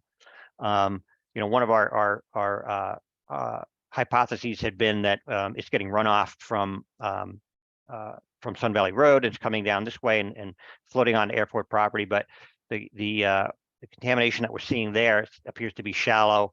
So there may be some component of that, but it doesn't look like that's the stuff that's getting down to the water table that's kind of maintaining that northern plume. So that's kind of the summary, just a kind of a quick update here on kind of where we are on the MCP timeline. So our next deadline is March 3rd, 2024. So a little more than a year from now. And at that point is when we have to have our site characterization done. All of our delineation, vertical and horizontal, has to be done.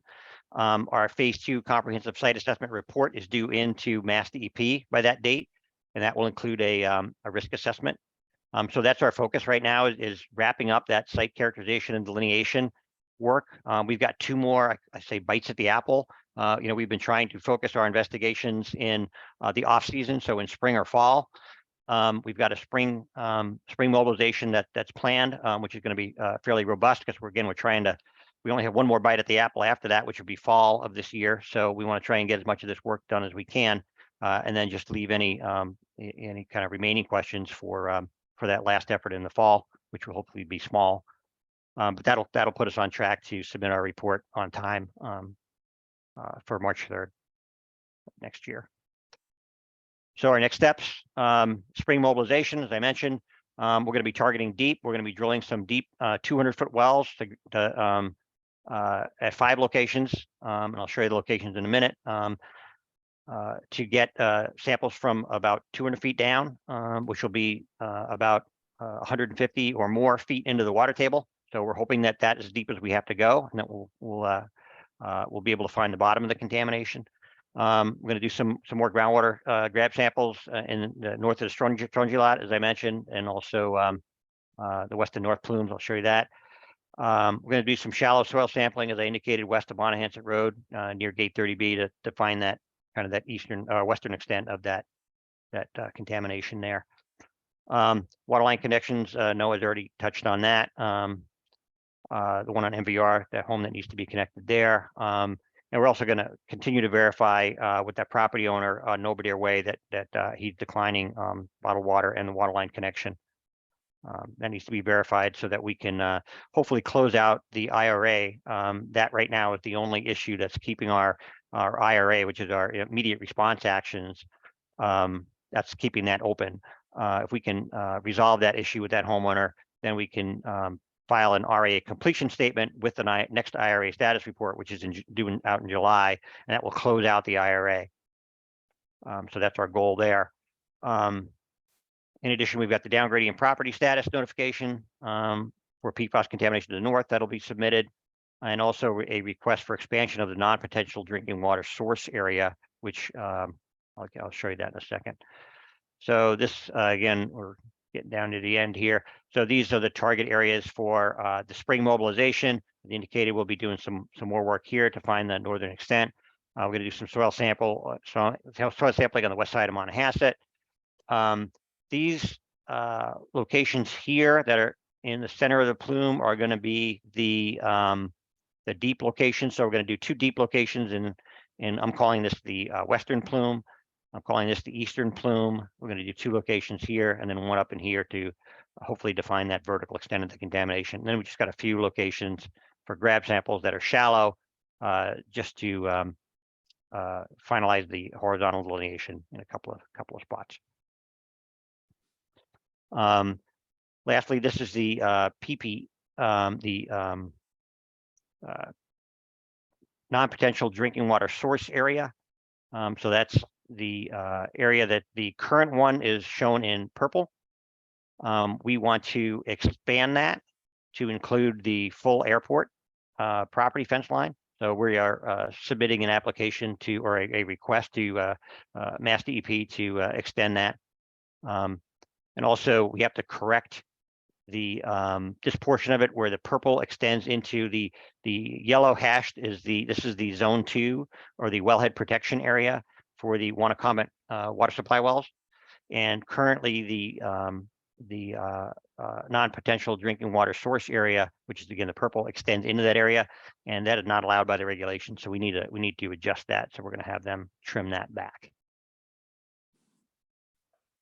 And that's it. Thank you, Mr. Sukop. Mr. Carberg, back to you for first and then the commission. Do you have anything that you wanted to comment on or add? I appreciate all of the work, Weston Solutions is a sub-consultant to McFarland Johnson. And I appreciate all the work everyone puts in, especially when it comes to working on the airport. I think we often forget that of all the work they've accomplished, they've done it, without impacting, aeronautical operations. Worked really well on the airfield. I appreciate it. Thank you. Commissioners, any questions, comments? Mr. Wiscarin? You're muted. I'm a little concerned that Wannacomet Water draws water from below the area where we are drilling. And I'm a little concerned that if we drill a deep well in that near where Wannacomet Water has wells, we're going to give a pathway to contamination of the island's water source. Yeah, well, let me, Mr. Chairman, I assume I can. Please, yes, sir.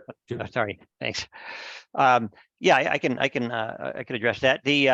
So the area in yellow that I showed is it's what's called the Zone 2 wellhead protection area, and the Zone 2 is extremely conservative. It's based on pumping the well at its maximum rate for 180 days with no rainfall.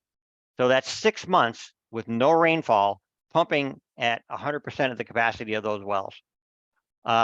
So it's an extremely conservative estimate of where the water comes from. In reality, it's not pulling water from anywhere near there, which is good news for us. So that's kind of one concern. The second concern is with regard to drilling a well and making a connection. This is a very coarse sand and gravel aquifer. So there's really nothing, there's no boundaries there, no aquatards or clay layers that are going to be breached by this well that would allow water from one area into a different area where it's not already going. The aquifers on Nantucket are all this coarse sand and gravel, and everything's interconnected. Everything flows any. There's no barrier to flow in any direction. So hopefully that allays some of your fears. I hope that we're not going to drill a well in the area where the Wannacomet Water is drawing water from, and create a pathway from contaminated soil from our deep well, and give a pathway into the Wannacomet Water reservoir. In other words, by drilling a deep well, we're not going to give a pathway for PFAS contaminated soil water to get into the Wannacomet water supply. Mr. Chairman, can I? Yes, respond? please. Oh, Yes, sorry. please. I don't know if I have to ask every time. Yeah, no, when we drill the well will be cased when we drill it, and then we'll set a screen at a discrete screen, a very short screen, about a 5 or 10 foot screen, and then we will grout and the rest of the well casing up with a cement bentonite grout that seals that. So there'll be no pathway, vertical pathway for contamination that's in the shallow to move down into the deep. Thank you. Okay, sorry. Any other questions? I have a comment, please, sir. Yes, Ms. Topham. I want to give this a friendly comment to the presenter that throw away the J in Stony. It's no J. I mean, it is in the written, but it's pronounced Stony. Ah, okay. Okay, make your Thank life you. a little bit easier. That makes my life a lot It's easier. typical Nantucket. Thank you. Anyone else? Yeah, Mr. Chairman. Yeah, Mr. Marks. I just had one comment and then one question, because the first one was answered. over the contamination in Stony Lot, I don't know, I can't remember, I think it was PBA airplane that crashed there, the big plane that crashed, a lot of people died. And when you're looking for that source of that contamination, I wonder if they used any of the, the foam stuff at that time. And maybe if you knew where that, if there was an accurate location of where the plane crashed, that might help them find the northern part of that contamination. So it's just one comment. And then the runoff on the other side of the airport, is that continuing today so that we're continuing to add contamination over there, or is that just the way it got contaminated? And I'm just concerned if we're continuing to create that problem. I understand it's on the surface now, but it all started there, if I'm not mistaken. So that's my other question I'd like to have answered. Thanks. Mr. Carberg? Thank you, Mr. Chair. On the first question, I think it was the 1950s era Eastern Airlines crash, and I'll look into that further and provide the information to Mr. Sukup. Regarding the Gate 30B drainage, we've addressed it a couple times. We've cleaned out the drain that runs under the construction gate, and we've assessed it once or twice. We believe that it's not going out into that area anymore. We continue to watch it. And the fix, we've assigned that for the South Ramp extension stormwater fix to provide what would be the permanent solution to tie all of that drainage into one spot at the ramp extension. Thank you. Anybody else have anything further? Mr. Carver, Mr. Gasparo, Yes, Ms. Dobbin. the act of plane crash was in August of 1958. And I know some of the older Nantucket men were out there fighting it, if Noah wants to look into that. Thank you.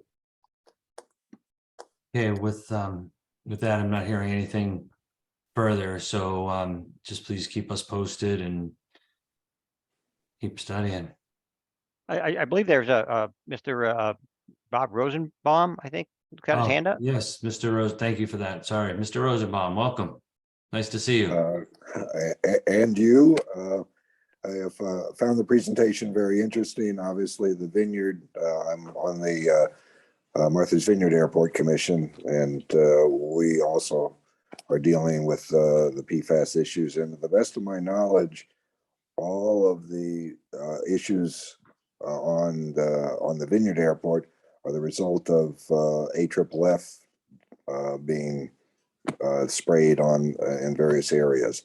And I'm curious, do you have any theories on the source of the contamination in the run-up areas that you identified?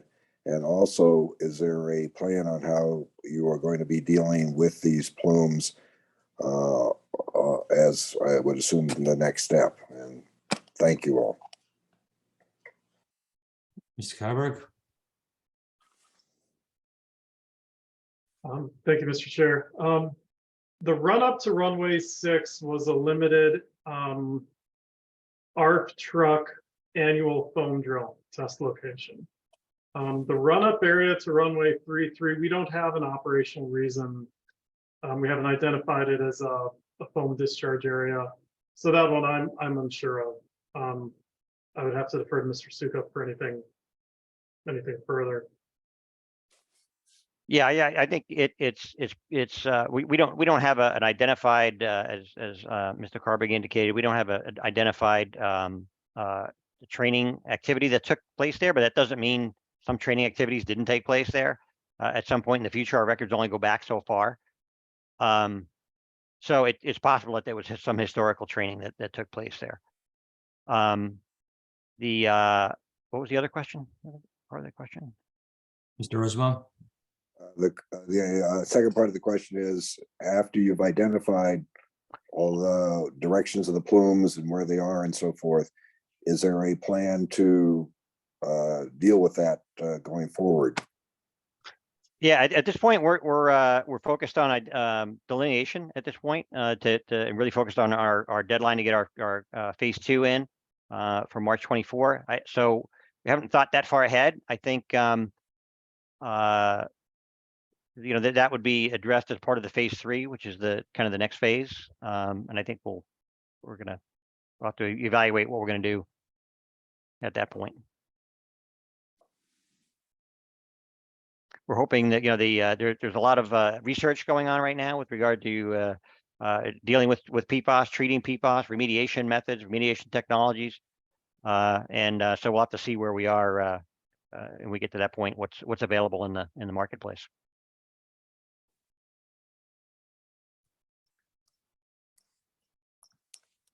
Okay, thank you. Mr. Rosenbaum, thanks for the interest in the questions.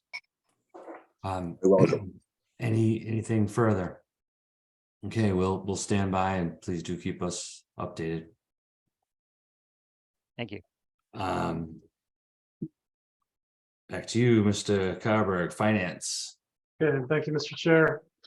There are 2 documents in your packet for finance. Typically, the airport manager doesn't brief on these in much detail. As they're written, they are required audits of our financial statements and an audit of the passenger facility charge program.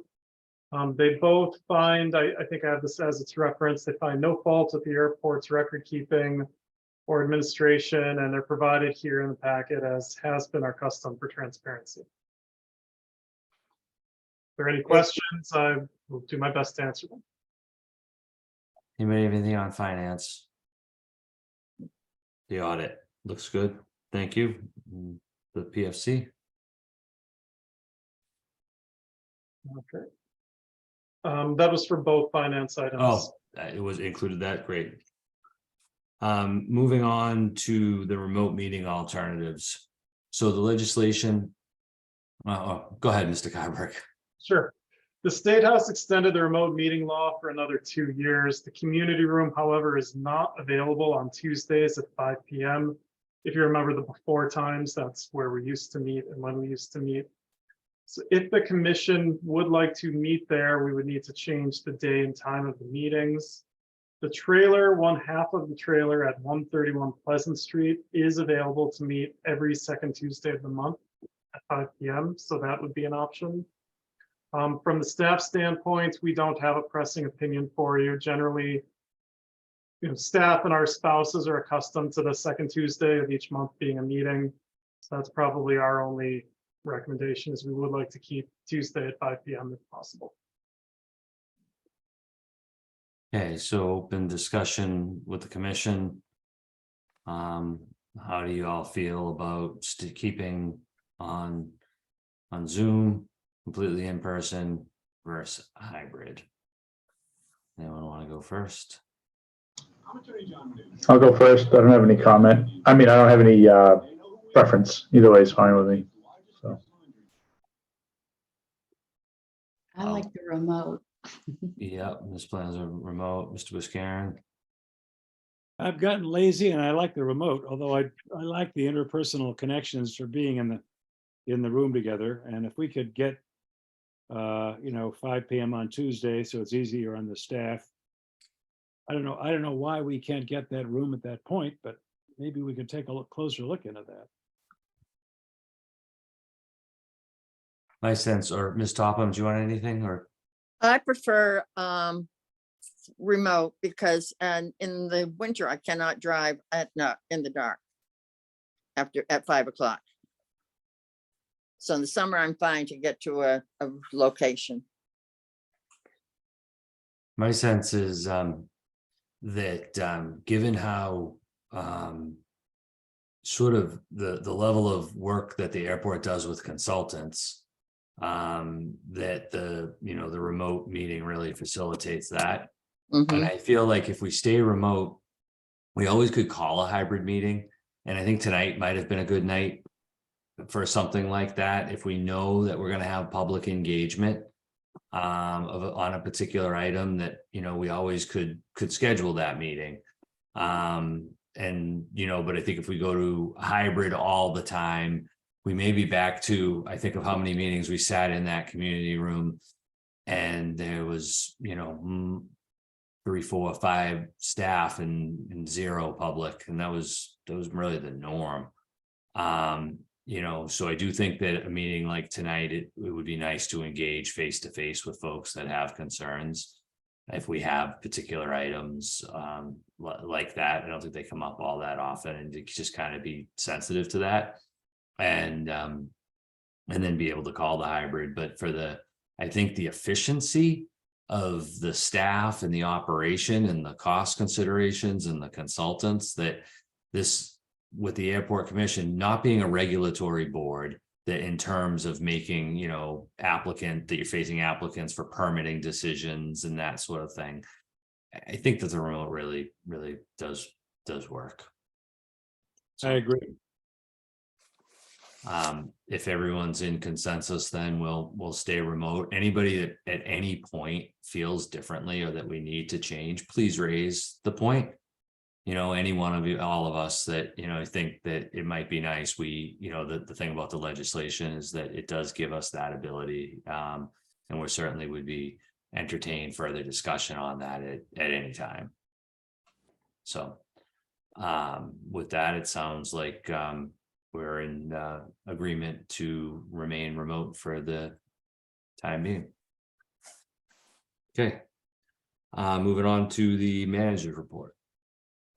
Yeah, thank you, Mr. Chair. I wanted to start off with an update on our critical issue of ARF staffing. I have 3/4 of a page of notes that I would like to go through.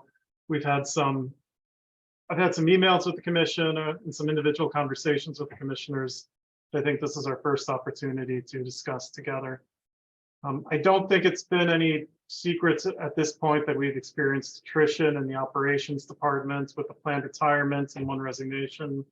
We're currently staffed to 6 certified ARF firefighters, which isn't enough to maintain a 24/7, 365 schedule through the summer. While we do have 1 new employee hired this spring and we're prioritizing their training, they will not be active or certified in ARF until the fall. If there is no further attrition in this department and the new employee stays with the airport, completes their training, we may be able to resume a 24/7 schedule in the fall. So the circumstance is with us through the summer. We have been unable to fill the 8th and remaining position due to housing. We've had qualified and eager candidates, some of whom would have come to us hot fire trained. They want to work in Nantucket, but they could not find housing. We'd initially planned to fill some of these gaps in the ops schedule with our maintenance staff. We have traditionally 8 maintenance members who are ARF qualified. However, the maintenance department is also suffering from its own staffing issues. And some of these, for your information, are a long-term medical condition, an inability to fill our ARF mechanic position, a recent resignation to the private sector, a recent resignation that's housing related. We have 2 recent hires. That's good news. We're thrilled about these individuals, but they also won't be ARF certified until the fall. And more recently, we have an anticipated short-term medical where this person will be unavailable to perform ARF duties from April to May. So there's not a lot of margin for error in our staffing. Maintenance for the summer will be down on its own. They'll be down 3 to 4 positions from where we would like, which is down from 8, with only 1 to 2 of those ARF certified, depending on the short-term medical. Our maintenance staff, they also take care of the whole airport. They have an incredible workload in the summer. As your airport manager, I can't justify, stealing from Peter to pay Paul. I can't justify pulling from maintenance to fill operations staffing. So as I composed in the original email, I believe that the airport's best option is to eliminate the overnight ARF shift and maintain our staffing for our busy periods, which include all scheduled commercial operations. We've notified our air carriers and the FAA. At this time, we're still working with the FAA to formalize our operating and notification procedures. These include a callback provision. For example, if there's a delayed, creeping, or irregular operation, we can call back staff if available to handle a commercial flight. My sincere hope is that further actions are not necessary for the summer. To our benefit, we have a very strong seasonal staffing component this year to provide ramp operations, FBO customer service, gate guards, and fueling, but we're still severely limited in fully qualified year-round personnel. As an additional result, we are deferring non-essential work to the fall, and we're issuing contracts for non-critical, mostly landside maintenance to third-party operators. I mentioned before with our staffing, we have no room for error anymore. It's not a position I wanted to be in ever, let alone my fourth month at the control. But the next steps available to the airport are a combination of either further aeronautical service restrictions or even rotating closures of parts of the airport, merging department functions or outsourcing staffing, or even an entire subset of our operations. All of these are very disruptive from an organizational or financial standpoint, and my hope is we can do whatever we can to avoid them. My intention, and I think the intention of all of the remaining staff, is to make sure we have a safe and effective operational control for the season. And my hope is that we see improvements soon in our internal staffing. The actions that I'm putting into place now are ones I feel comfortable making in my role as your manager, but any further steps or items where I will need, and I will come to you for your direction and input before making a more impactful decision. So it's a bit of a rehearsed statement. Are there any questions I can answer or comments you want to offer before I go further into the manager's report? Commissioners? Please continue. Oh, go Sorry. ahead. Go right Yeah, I ahead. just want to say keep after it. No, it's not Mr. Carver, you're not in an easy position there with the staffing. And that's why I think as a group, we pushed tonight to get the housing, as you saw. And I think as we have to keep on that path, because that's really the only path right now in Nantucket is to have that housing in order to get your people in some place to be. And so hopefully we can help you that way and push that forward. And so stay strong with it. Thank you. Go ahead, Mr. Carver. Thank you. For project updates for Taxiway Echo, Lawrence Lynch has completed their work on drainage improvements. We're happy to have them here. We're even happier to have them off the field in a week, so we can focus our attention on the next project, which is Taxiway Golf. Paving may begin this week, potentially with a test strip as early as tomorrow. It's moving well. Appreciate the work that we've had on that project. For the master plan, the forecasts are in final review. We will then move to schedule an advisory committee meeting. Similarly, for the geometry project, the second workshop will be scheduled shortly. I do not have an update on the HVAC project for the terminal. I believe, however, I believe that may be complete. For the Southwest Ramp extension, we are reviewing a draft scope and fee. I mentioned that we have a funding stakeholder comments that we're working on resolving relative to eligible versus non-eligible work. This is a project where we're including several of our funded items to address community feedback on noise, emissions, lighting, and that scope will be ready when it's ready to address those. Runway 624, which is a calendar 2026 project. We met with the FAA to discuss funding, since the estimate for that work exceeds the entire total of discretionary funding for the New England region. Recent revisions to the AIP handbook have revised down the pavement condition index scores for the eligibility of that runway work. Basically, the runway needs to be in worse shape now before it qualifies for federal funding. We may consider commissioning our own PCI review to identify if we continue advocating for a major reconstruction, or if we do a midterm item to extend the pavement life. An example, there are many, would be a mill and overlay. So more to come on that. We'll cover terminal optimization in the RFP and bid status. No update on our ARF truck index change. That's been sent to the FAA. No change on the South Shore Fence project, which will be issued with the new RFQ. For non-AIP projects, thank you for your endorsement of the scope and fee. We look forward to working on that project. Hangar development, I will return to the commission in May regarding recommendation for the commission to review and make regarding freight hangar, hangar 8. No update on the lightning arresters project. For right-of-way research, we met with the Plus department. I appreciate Mr. Horse's time. We set out a process to extinguish the old paper streets for Old South Road and Hinsdale, where they cross through the airport. And we've been working with Liz Holland. I say working with Liz Holland has really been the standard bearer for the stranded passenger plan. Post our staffing resolution, we'll reach out to our operators to coordinate a program in place to, I think, better address late night flights that might be canceled and coordinating the provision of lodging for any stranded passengers. I'd like to share my screen very quickly.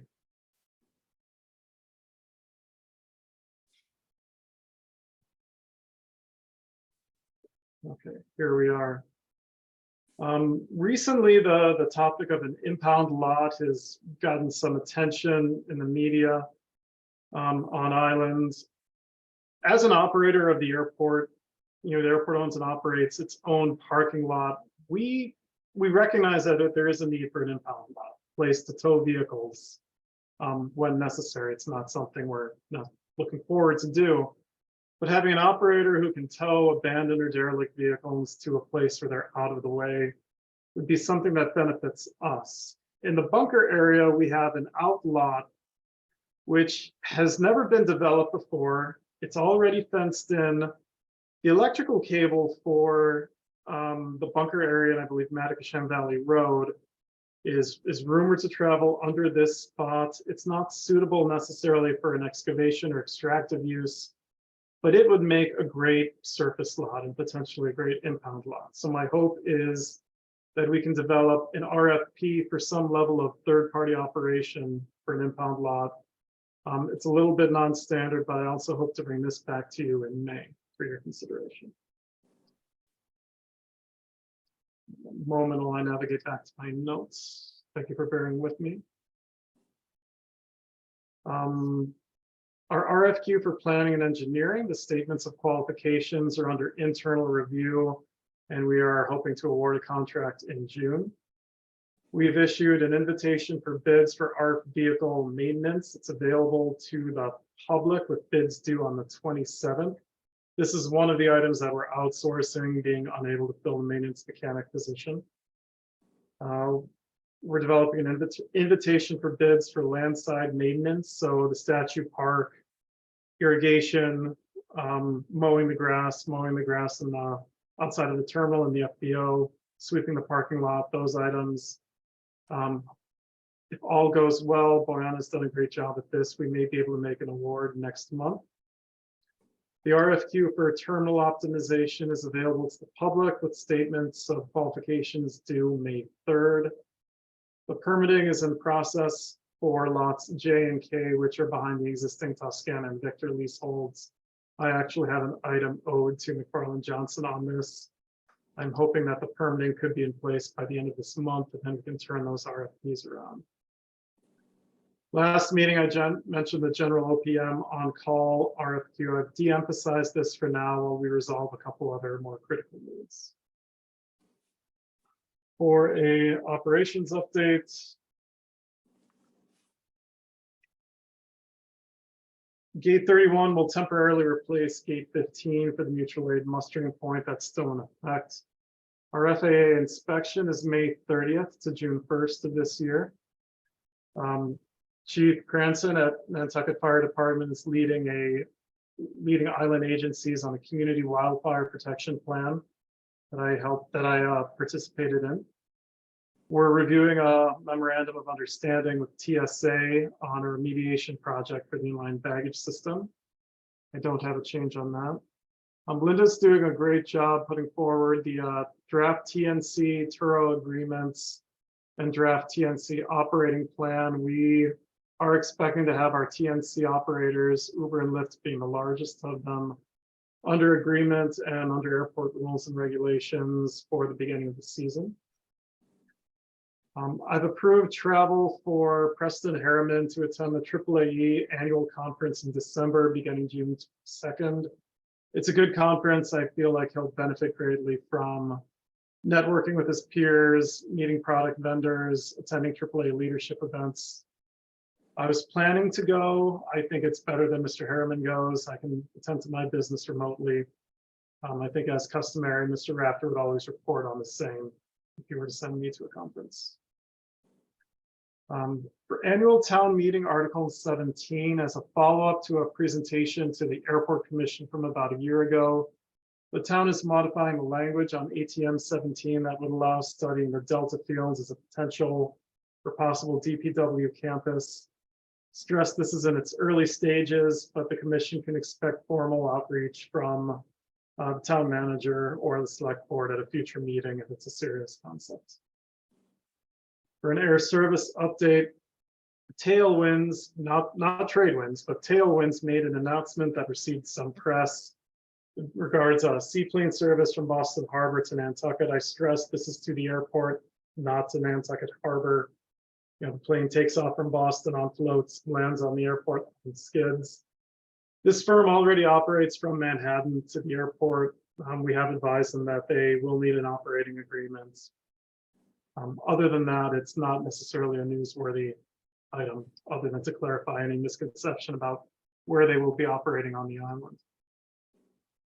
The FAA has proposed changes to their air carrier incentive program. Nantucket typically has an incentive program that they use to identify service that we incentivize. Typically, we've carved out fairly substantial incentives for operators who provide Hyannis service. The FAA revisions would have limited the flexibility for airports to distinguish between seasonal and year-round services, and limited ability of airports like Nantucket to designate a specific location for incentives such as Hyannis. I do want to plug AAAE. They provided very spot-on comments. The airport does enroll in the Federal Affairs membership. You know, here it is working for us. They've taken this comment and this fight, you know, to the FAA for us. I think that advocating for our year-round services and for Hyannis is an important item to keep available for us. For statistics, Boyana, I'm sorry I didn't ask in advance, but will you be able to navigate and share the statistics presentation?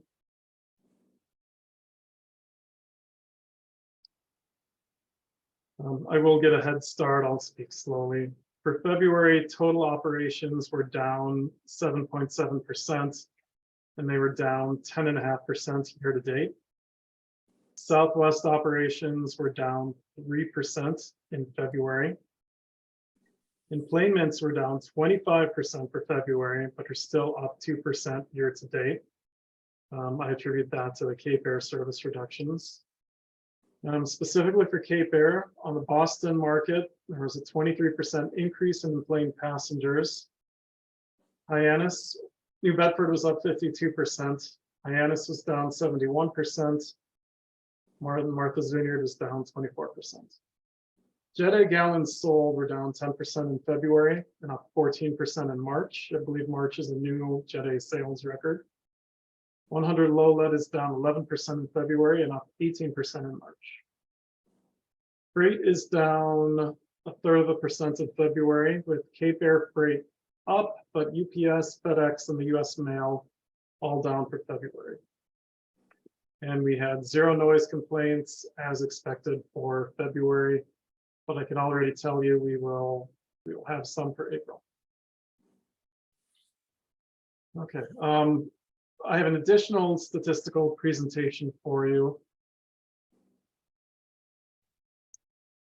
You know, for slide one, well, to back up one item, you know, especially last month, I provided, you know, what's some unfortunate or sobering news on the air taxi market, specifically the decline in Hyannis operations. But I wanted to present something I felt like the commission, you know, could use some good news, has deserved some good news, and gets to see where the airport has excelled. So for this first slide on the left side, I have two different routes and markets. On the top, I have Cape Air Boston load factor from January to March, so our off season. And then below that, I have our JFK or JetBlue JFK load factor from June to August. That's a 100-seat Embraer E190. So two different markets. But what I see is the same pattern.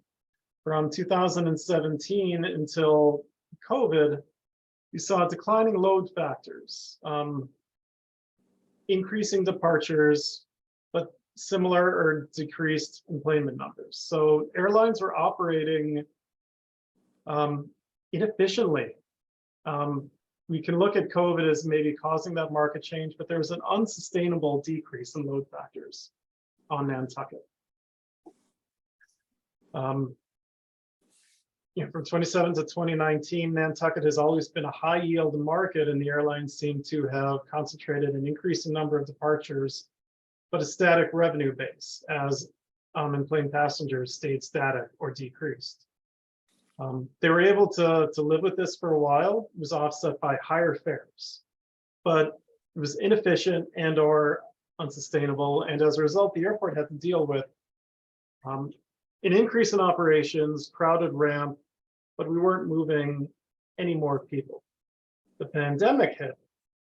And then since 2021, we've had issues of workforce shortages, economic uncertainty, and the airline response has been to recapture load factor and increase efficiency. I don't necessarily look at the reduction in in-plane passengers on these markets as a downside. What I look at are increasing load factors. The airport is operating more efficiently. Could go to the next slide, Boyana. So change in operations has been enplanements and even operations has been a healthy one for Nantucket because we are not wholly passenger dependent or even operation dependent. The graph on the left, the black line shows our gross revenue from financial statements. And I say draft, I haven't had Jamie entirely proof this for me. So that's why I have the draft designation. But the black line reads on the right axis and shows our revenue by fiscal year. The blue line, which reads from the left axis, shows our total operations count, which has been declining. What you see here is an airport that is not dependent on total operations for revenue. The airport never, I have some data that goes back further than what I've displayed. The airport never really has been dependent on volume for operations. It's always been a somewhat diversified airport, and it's always been a somewhat passenger and service dependent operation. When I bring revenue diversification for you, it's something the airport I think has excelled at. It's both an issue of revenue diversification in aeronautical categories. We've increased, especially on certain markets, the number of categories where we're recovering revenue. But we've also increased our non-aeronautical revenue through advertising, through land leasing, through other programs that the commission and the previous airport manager have put into place, and it's benefited us, especially in recent years. For the graph on the right, I'm sorry, Boyana, go back one. For the graph on the right, just reading my notes here. What I have for you is our gross revenue, but expressed on the basis of per each aircraft operation for the black line. And I also have a blue line where I'm expressing revenue, but divided by 2012 operation counts. So I'm trying to hold steady and say that this isn't just a division effect. When we control for our 2012 level operations, our revenue per operation increases and increases greatly than would be expected just by the drop in operations.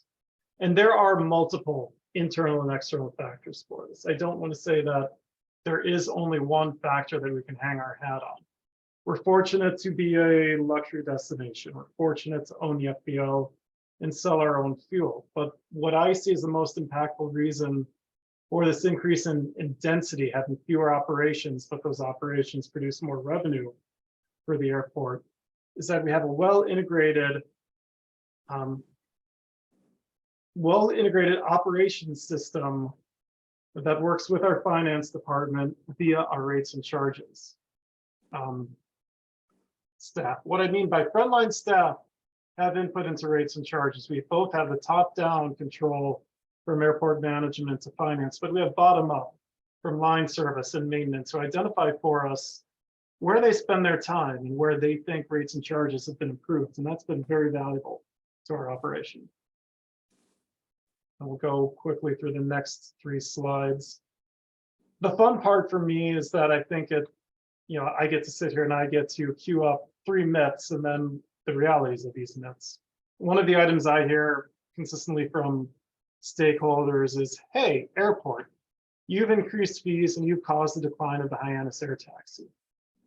The reality is air taxi operators, those fee structure has been static. It had been static for a long time and so significantly incentivized that when their operation did decline, it didn't impact airport revenue. Not that it isn't a service and community loss. The second myth is that the airport business model is based on growth, that we need bigger aircraft and more people to make more money for more projects.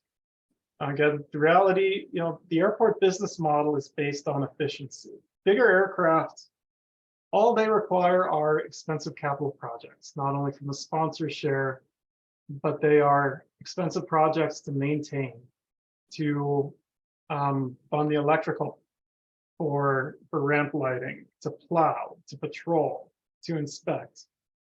Many people look at us and say, oh, you must be so grateful for the amount of JetBlue service that you have and the upgrade to the Airbus 220. I love JetBlue and I love them to death, but our best revenue density aircraft is actually our smallest large air carrier aircraft, the United CRJ 550. This is the 70-seat CRJ 700, where United has ripped out 20 seats to bring it down to 50. It takes a full load of fuel every time. It's very light. It's not very long. It's not very wide. We can fit it anywhere. 50 passengers at a time is not disruptive to our screening operation. It could take off on runway 1533 if it needed to. It's an amazing aircraft. I wish all of our operations were on that ramp or run by the CRJ 550. Our strength is our route network, not our volume, bringing people efficiently from regional hubs, from the Charlottes, from the O'Hares, from the Philadelphias, from the Reagan Nationals.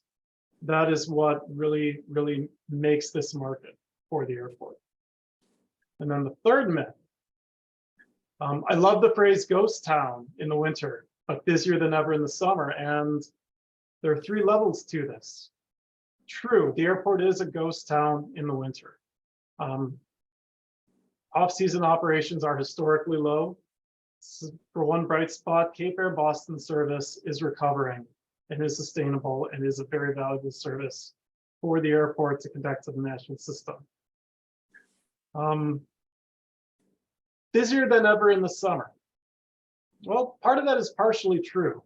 Airport passenger volume at our peak times in summer, very busy. That's what happens when you have 300-seat aircraft taking off nearly simultaneously.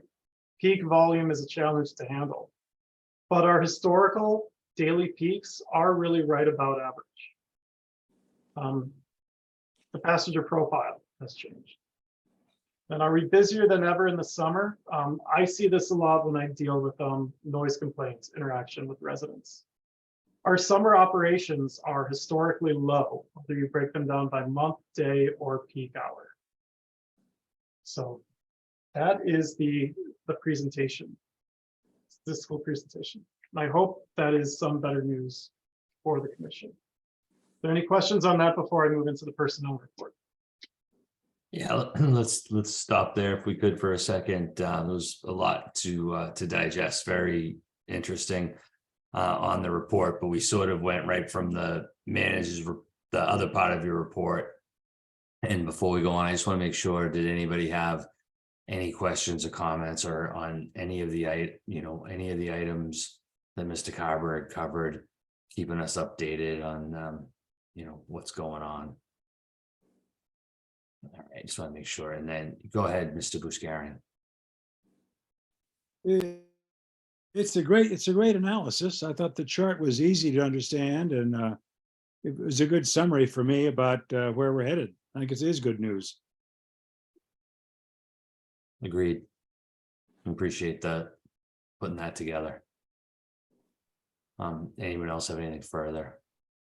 Okay, please proceed, Mr. Carberg. I just wanted to make sure to break that off there. All right. Thank you, Mr. Chair. For my last item is my personnel report. We received a resignation. Mr. Chris Vasquez, our building maintenance technician, is leaving the island. He worked very hard for us. He will be missed. We had a operations specialist that did not complete their probationary period requirements. It is no longer with the airport. We received a resignation from Clement Johnson.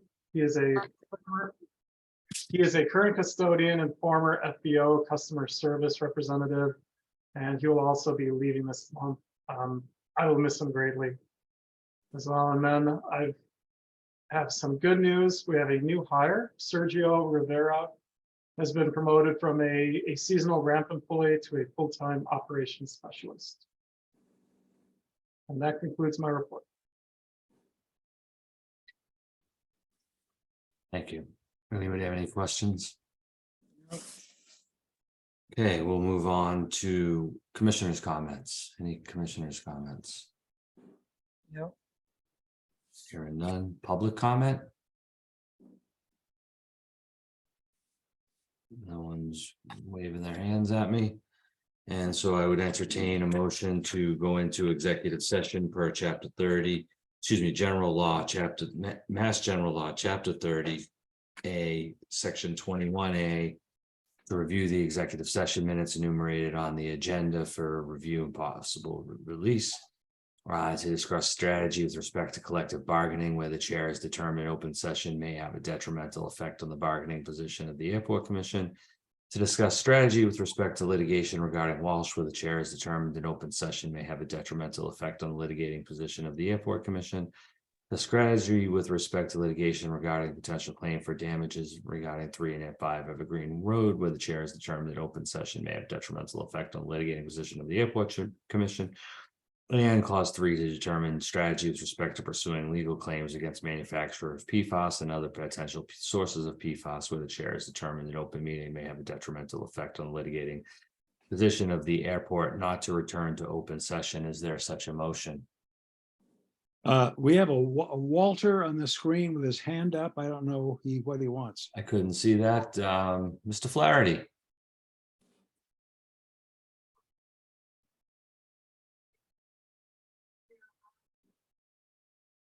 Mr. Flaherty, the floor is yours if you'd like to make public comment. I tried, I'm sorry, a little slow with the Zoom meeting. When will the manager have the updated proposed taxi regulations available for the taxi drivers to view? Mr. Carberg?